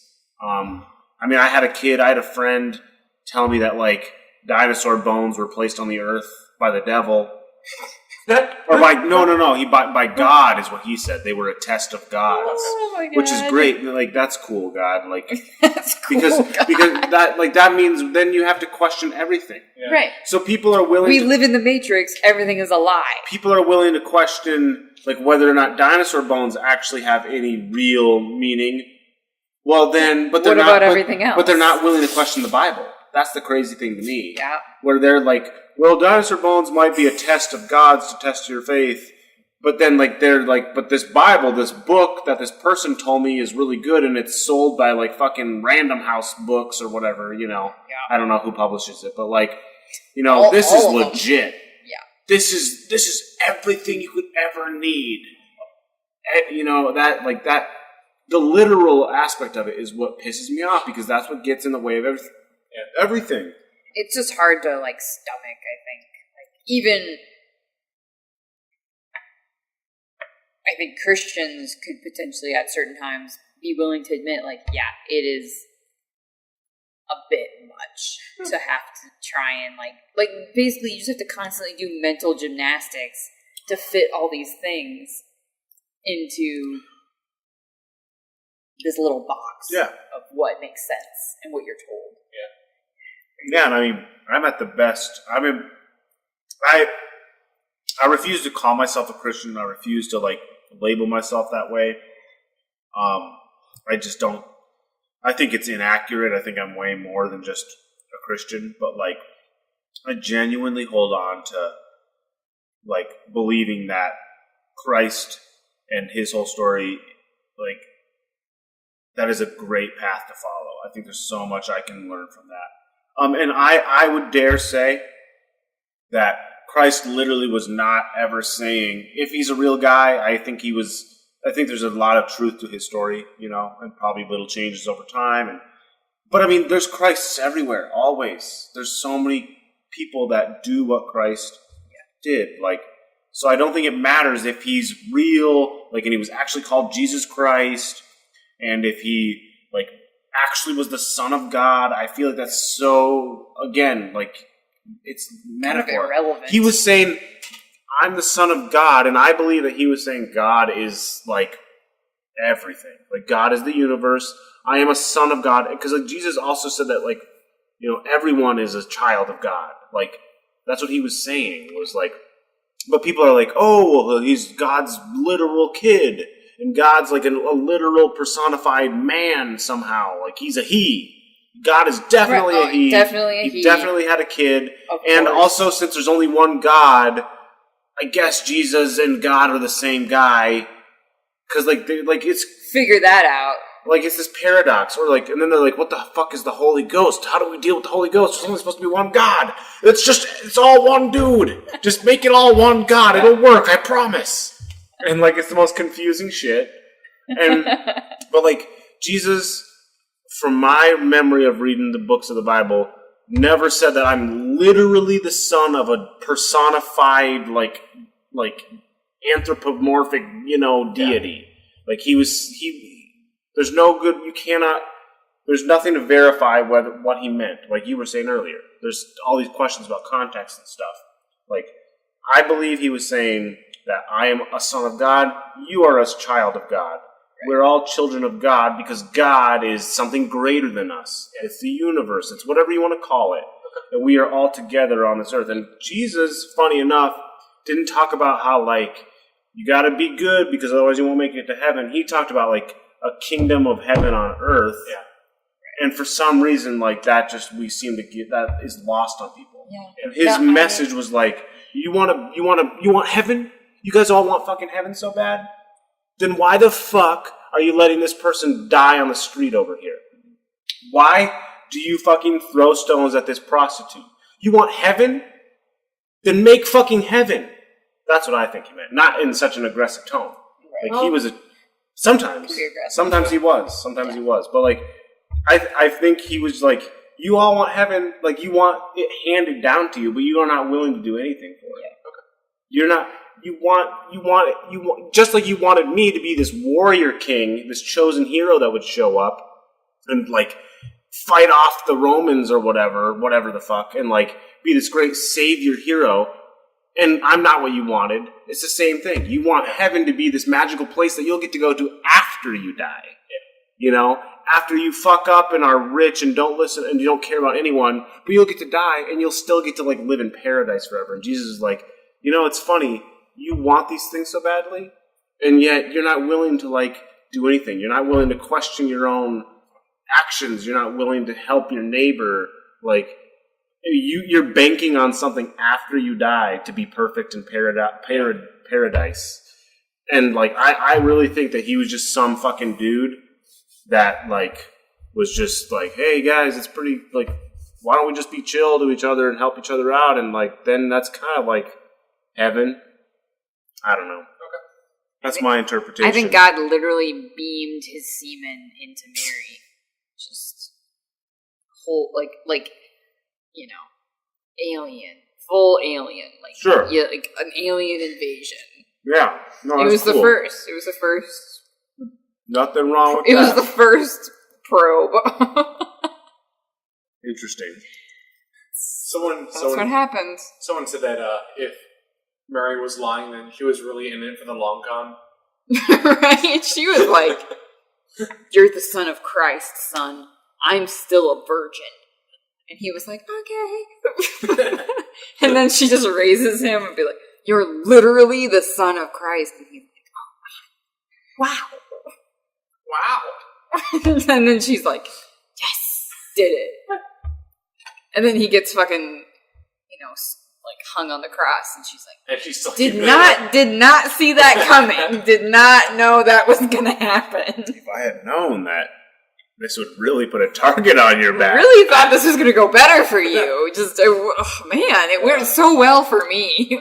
There's a horrible, I think funny, but pretty crude Robot Chicken clip where Joseph is talking to Mary, you know.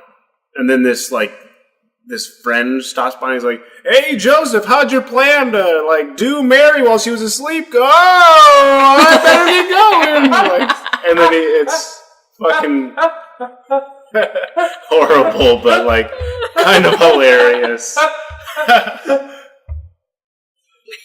That's great. That's perfect. So, And also offensive. So where do we go back from here? to dogs. Yes. So, yeah. So, Beth, what is your segment? I thought we were talking about dogs. No, I'm kidding, because that was what we started on, and now we're here. Let's get back on topic. So you're all dogs. What are you going to do? Also, there's no God. What are you going to do? Yeah. Wait. I thought all dogs went to heaven. Oh, yeah. What? What's the problem with dogs? Listen, they taste too good to live. If the dogs aren't in heaven, I don't want to be there. Have you had dog before? Not knowingly, but I I'm see. sure I have at some point. I see. Interesting. What? He didn't know. He didn't know. I don't think I would have cared if I did, though. Oh my gosh. Dogs are animals, What's your like problem? everything else. It's all about God. context. He also admitted he likes dogs. Yeah. Yeah, because he likes to eat them, apparently. Fuck. Listen, we had like 3 dog vendors like on our road. I'm sorry. So what's your topic? I don't want to talk to you anymore, Zach. I'm surprised it's lasted this long. Or that I want to talk to you? Yeah. Okay. What would you like to talk about? Nothing anymore. Everything's ruined. Come on. There's no God and people eat dogs. No, see, I never said there isn't a God. No, like I just said that again. We're taking it way too literally. Well, I'm making it very definite. I see, and I'm saying like God is a placeholder term for something greater than us, which I would say the universe. Like that's a perfect greater than us thing. It's everything. You know what I mean? That's what God is. Right. And when people take it too literally, because when God would be talked about in stories and stuff, just like the Greek gods, he was personified and given this like God. He throws lightning at people because that's how we tell stories. Right. So then people take it super It literal and makes they them go, eat dog. Listen, I'm going to take it super literal and they go, oh, God is actually like a guy like me, when in actuality, God is not meant to be taken literally in that way. Right. But anyway. Well, I actually don't have a problem with people like eating horse or like donkey or you don't have a problem dog. with people eating horse? That's like your favorite Let thing. me finish my sentence. Or dog. But I also, I have a problem with none of it and also all of it. Like all meat industries, including in America, like eating cows and chickens and other pig, etc. Kind of have a problem with all of it. Right. It's kind of fucked up. Goes against basic nature, I think. Like industrialized farming is like against the like basic like animals naturally moving and migrating and like dying and there being cycles of life. It goes completely against all of that. Kind of have a problem with all of it. So I wish it was all more humane and less shitty and terrible and disgusting, I guess is my point. Yeah. I don't think that eating dog in foreign countries is different than really like eating cow in America. I just wish it was less shitty and disgusting and like cruel. But I don't think that it's less cruel in America. I think people are just used to it. Whereas in another country, people are like, oh my God, you eat dog or horse or a donkey or a llama, like, or cat or whatever. Right. Or rats or, insects. Like, all of it is like, what? But it's when all it's something like, we don't eat, it makes it easy to see the highlight it. Right. you know? And like horses are equally like livestock as much as like cows are, but they're just not looked at the same way in America. The same with dogs and cats and shit. So I both have a problem with it, and also like I understand. It's okay. I mean, I just wish it was the whole thing was less shitty. End of the day, humans just really shitty. We're the shittiest creature on the planet, and we also think we're the most superior. That's the problem. That's the problem, is that we think we're superior. I think the problem is that we are, and there's nothing that can stop us. Sure. Yeah, we need like a supervillain to like murder a bunch of us. I'm on it. Perfect. But like, yeah. The Sinister Three from Town Square just murder millions of people. Let's start. I don't actually want to do that. I feel like I would be like rattled with guilt and probably like kill myself. Like, honest. What? If you're gonna kill millions of people, like, come on! Hey, well, you save yourself for the last. Well, I gotta be like full evil then. I gotta go like full evil. And then I won't have any guilt. I mean, I'm not. That's my point. You know how the Joker has that theory about, just one bad day? Right. How's your dog doing? Are you threatening me? Are you threatening my creatures? Because Don't do it. it's like the biggest mistake anybody's ever made in their lives. Don't make her a villain. Because that would be the thing that would make me a villain, I think. Yeah. Or somebody like I'm not going to give people like how to make Beth a villain. Murder her family, and then she just murders millions of people. Like, let's just not go there. Yeah, I mean, This got dark. Got really dark. I quit. no, but see, there is like the solution isn't kill all humanity. That's why. Yeah. That's why figures like Jesus are so iconic and memorable, and I think there's a universal message in those stories of those characters, because if you say, well, people are disgusting the way they eat all these other animals and just make it this industrialized machine, like we should kill a bunch of humans or whatever, but then all of a sudden, you're doing this thing that you think is horrible because you're justifying it by thinking what they're doing is horrible. Right.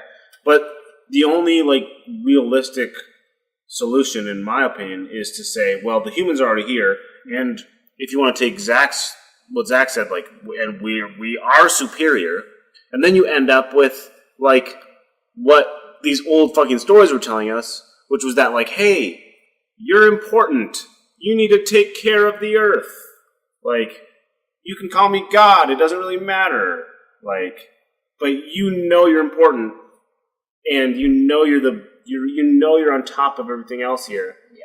And you have a responsibility with that power that you have. And then, what do you know?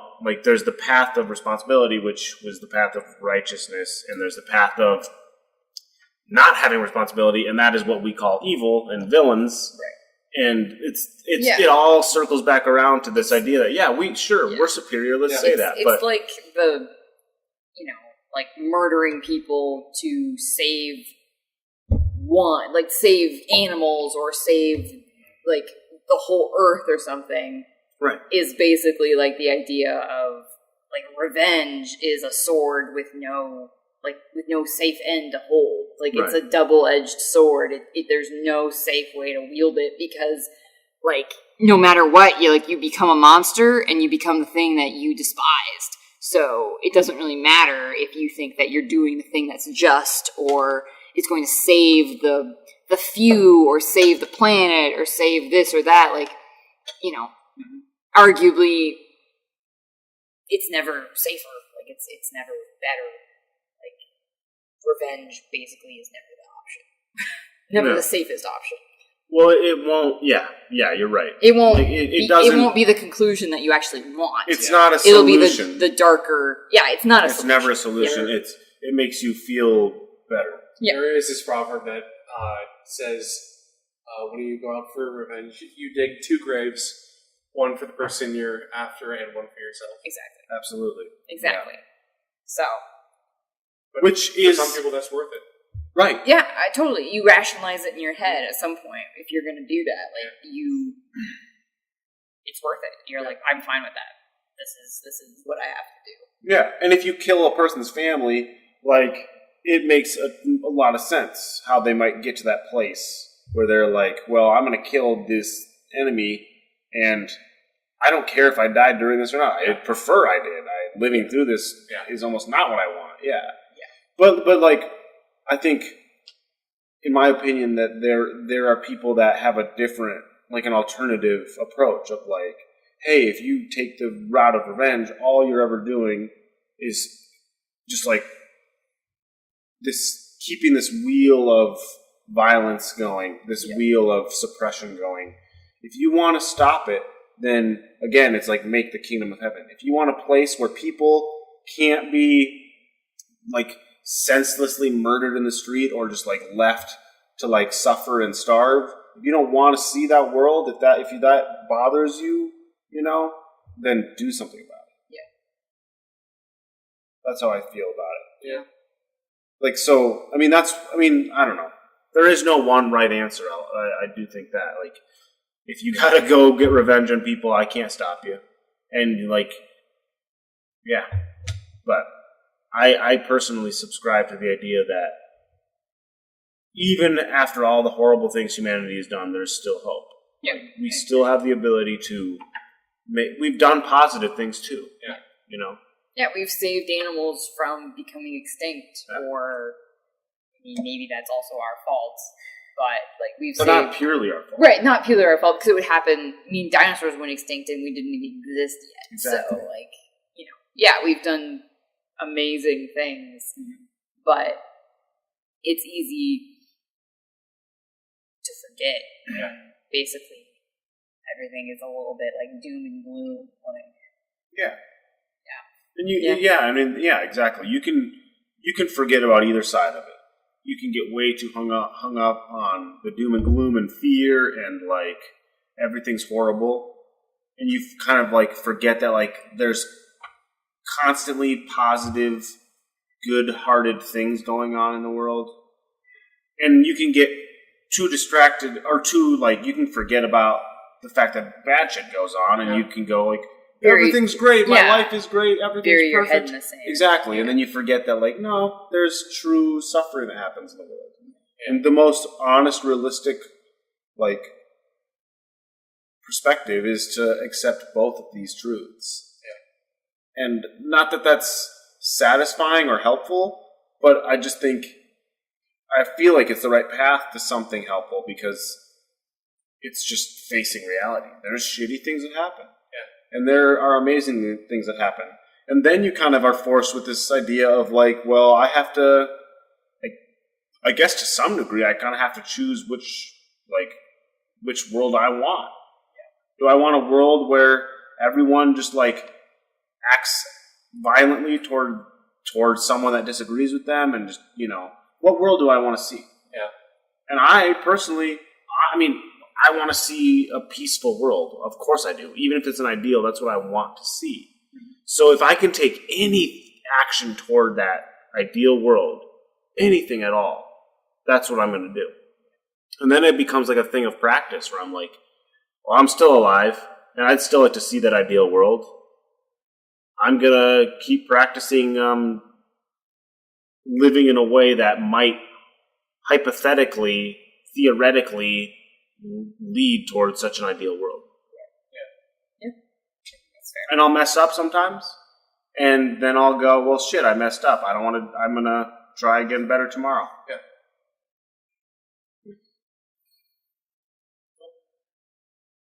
Well, maybe we want to kind of close it off. I think we're all a little bit tired, and unless there's anything else you guys want to talk about. Did you actually do your topic? She doesn't have a topic. What are you talking about? I thought you said you didn't have a topic.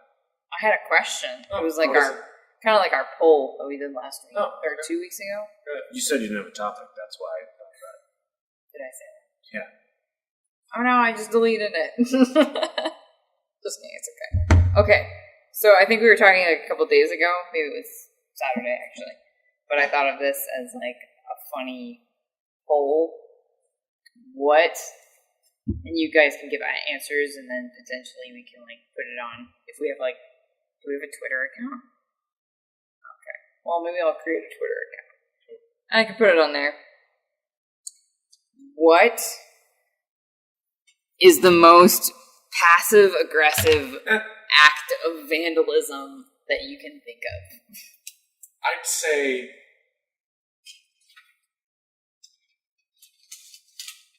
when someone like chucks out trash from their car, pick it up, chuck it right back in. I don't know if that counts, but Is that an act of vandalism? Well, littering is technically. Is it vandalism or is it just illegal? Is it illegal? You can be fined. In most states, I think they have a fine for littering. Our state must be doing pretty well with money coming in then. Yeah. I'm going to have to catch you. In California, I think we drove by a sign and it was like $2,000 for littering if they catch you. Because it's such a big state, it's so populated that they were just like, fuck you guys for littering! Yeah. It was something ridiculous. I really don't know. The most passive-aggressive thing I could do to vandalize a place? I mean, I have no clue. Because I feel like graffiti is really like... That's pretty aggressive. Is it? Yeah. It's really like, it's just there and then you just leave. Like, I don't know. It seems really like, what's the point of that? Like, I mean, I get if you're a city and then you're like, there's graffiti that's profane everywhere, but sometimes it's just like a letter. And you're like, okay, like, I don't even know what you're trying to communicate to me. Like, in Michigan, we saw the Deathly Hallows as graffiti, and we were like, hey, like, all right, like, someone is really into Harry Potter. Like, I appreciate that. Yeah. But, like, I'm curious, like, we were talking about something specific that made me think of it, like, on Saturday. Like, something that's really passive-aggressive, but also kind of, like, you're kind of a vandal if you do that. I mean, you're kind of a vandal. You're trying to, like, sit on top of buildings. It's not vandalism, that's trespassing. Yeah, very different. It's kind of passive-aggressive, though, because it's like, I'm going to sit here. And you're like, okay, what's your point? I don't have one. I just want to do it. It's kind of passive-aggressive.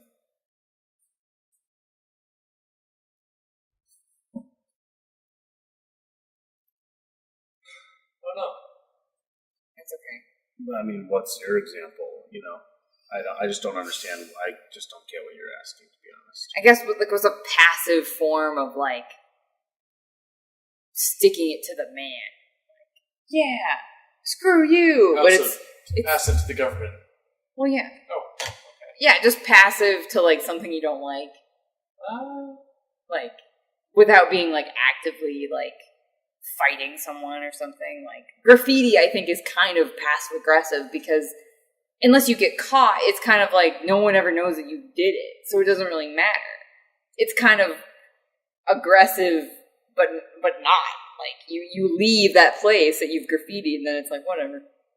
Like, no one knows that you did it, so it's not like people are gonna be like, hey, cool crime, man. Like, no, like, no one's gonna know. I don't know. Unless you're Banksy. Or something cool that someone knows. I got nothing.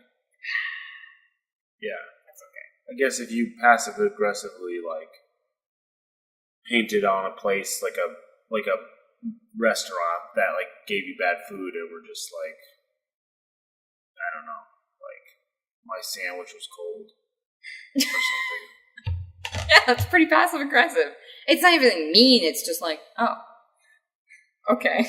Like, just leave a 1-star. Pretty okay. Yeah. Like, I think, like, Canadians are, like, stereotypically, like, really good at, like, passive-aggressiveness. Like, they'll hold up signs, or they'll be, like, overly nice when something really shitty happens to them. They're like, you're still pretty okay, even though you really fucked me over. I still think that's kind of the only really passive-aggressive thing you can do. Right. What? Hold a sign? No, the graffiti. Right. Yeah. Yeah, I don't know. As far as vandalism goes, or what do you mean? Just yeah. I think like occupying a space that you're not supposed to. Like people will be like, we're gonna, kind of like not a riot, but like a protest is kind of passive aggressive, just because like you're just showing up to a place, but it's like somewhat effective. Like thousands of people show up and then they're like, boy, this is really annoying, but it's not like actively. I mean, sometimes it's aggressive to like other like businesses or police or whatever, but like I feel like generally it's just like in Vietnam, like hippies just showed up and they were just like, we're just gonna occupy all of this lawn, and people were like, stop it, and they were like, why? And no one had a good reason. They're just like, it's annoying. Like it's really passive, but also like is very poignant in like what kind of point you're trying to get across. I don't know. I think it's kind of interesting. Yeah. And I don't know how to. Yeah, I don't know how to passive aggressively vandalize something. I don't know. Like most passive aggression that I've been taught is like, like vocal and less action. Like the whole, I love how you'll just wear anything kind of thing, Right. Did somebody say that to you? No, is this a like specific that's, example? No, like that's kind of a go-to for passive aggression. You're right. Yeah. That's pretty passive aggressive. It is, yeah. Yeah, it's like people shouting things from their car. And you're like, okay. Kind of aggressive, but also you're driving away, so obviously not. Oh, no. Yeah.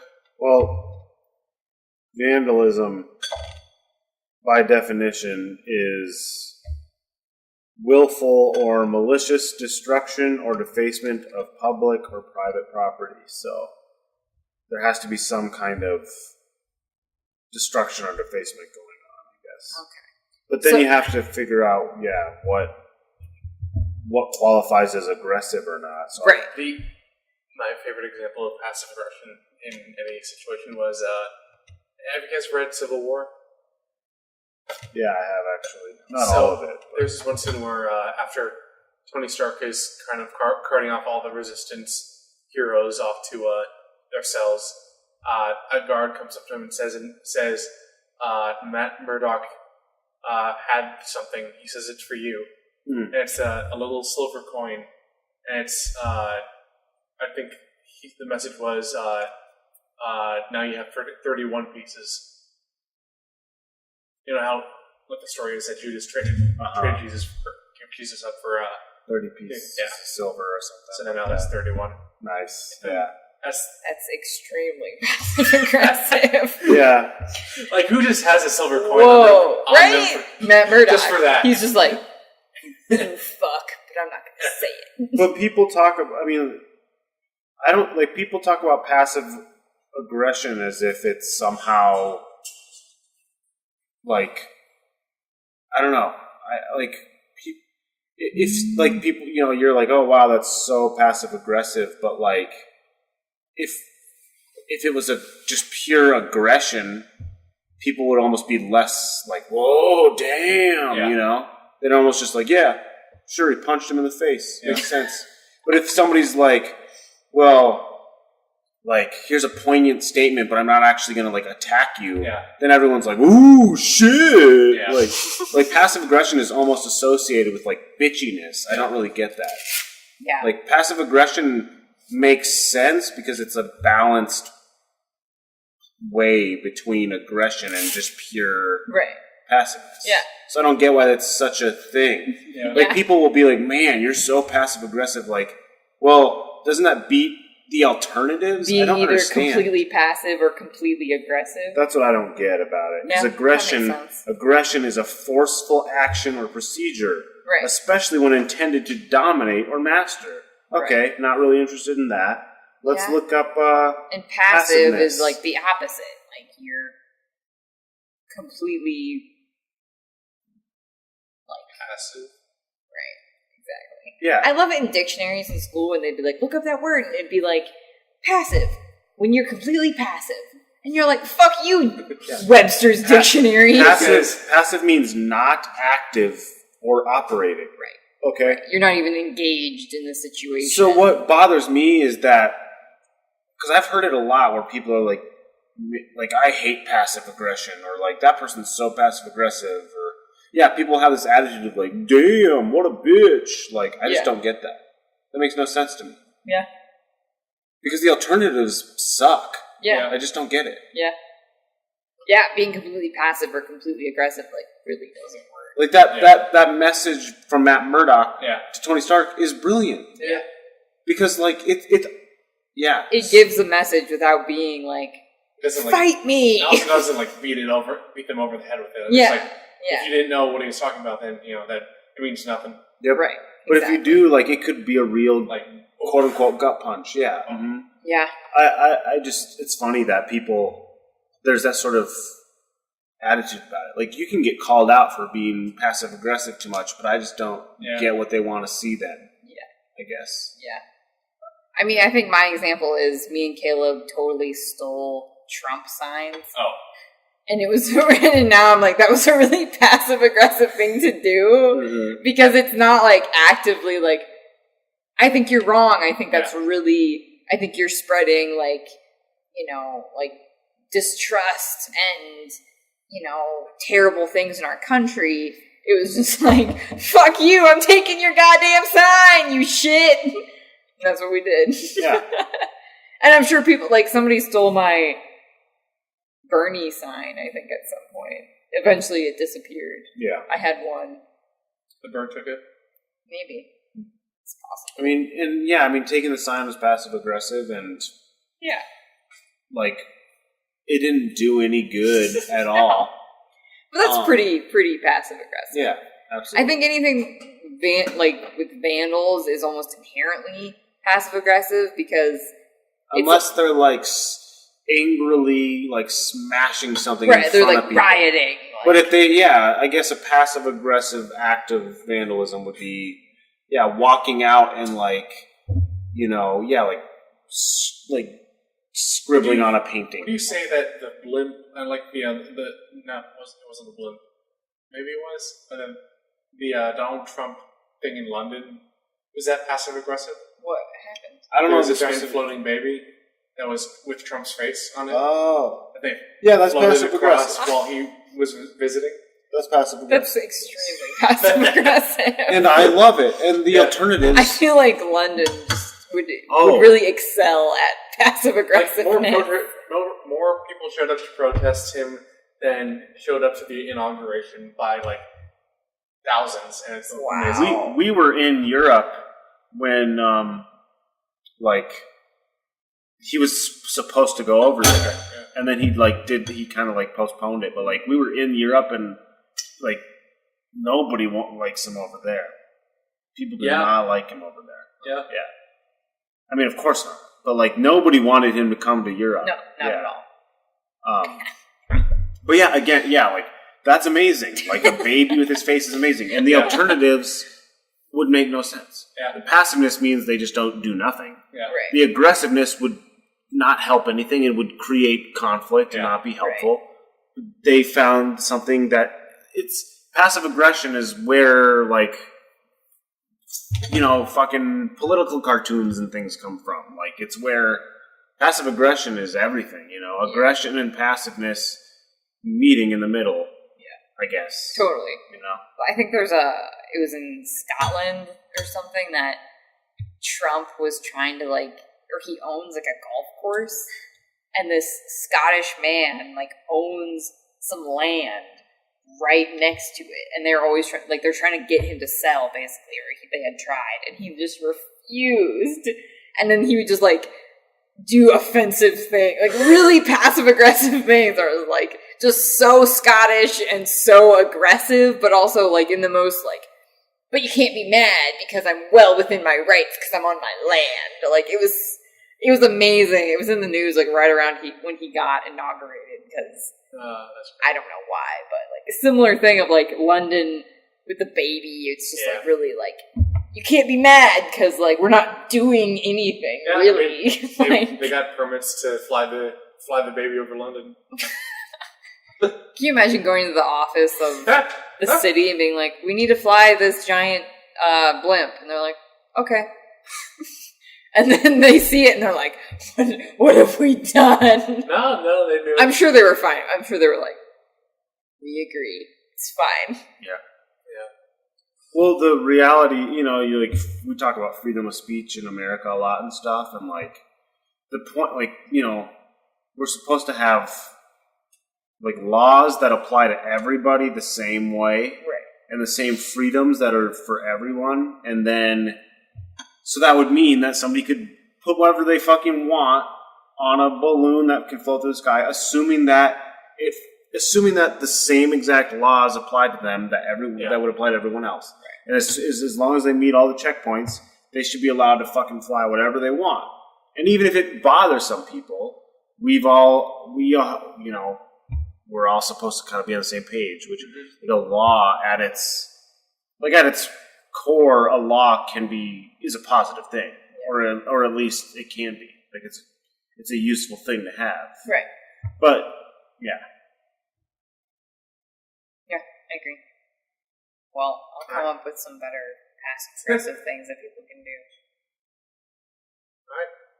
And then we'll do them. Orange City. Just kidding. That was passive-aggressive. I mean, like, you could say that passive aggression would be like picking tulips during tulip festival. Dude. That's taking a bit far, don't you think? Yeah, it is. They have to catch you. Oh, yeah. There's not like cameras on the tulips. Have you seen how many police there are in this town? There's not that many. For a small town. There's a lot for how small a town it is. They're really worried about crime. And the tulips. Like, I read just outside the shop, like, in the middle of the night, just to get one down. Why not? And, like, you're a weirdo. It's an odd place to go to read, but and, like, I'll see, like, 6 cop cars pass by in 1 hour. Are you sure it's not the same guy? Might be the same guy. He's got nothing to do. He's just like, what's that kid? we have a lot of cops on the force for how small a town it is. Yeah. There's no crime that happens here at all. No, like it's a joke. And they would be like, "It's because of us." It's like, no, there's literally no crime. Like, well, yeah, they would probably, or they're whatever crimes do happen, like these cops never once know about it. Right. They never know. Yeah, because crime happens all the time. I mean, or at least unlawful activities and illegal things happen all the time. Right. But like reading in the middle of the night on the street. Why are you after me like this? I don't know.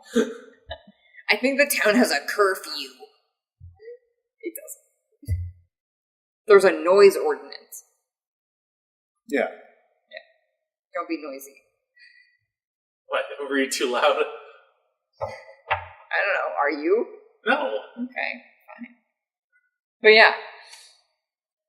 Alright. This has been another episode of Town Square After Hours. Thanks for joining us. We'll talk to you soon. I hope you enjoyed it. Sorry for a little bit of a lower energy episode. And then watch out for this, because here it comes. It's that loud clink. That loud clink. So, do you guys still want to do podcast while I'm gone? Oh, no. That would be weird. Oh, okay. I would rather wait, to be honest, if that's cool. Is that okay? Yeah.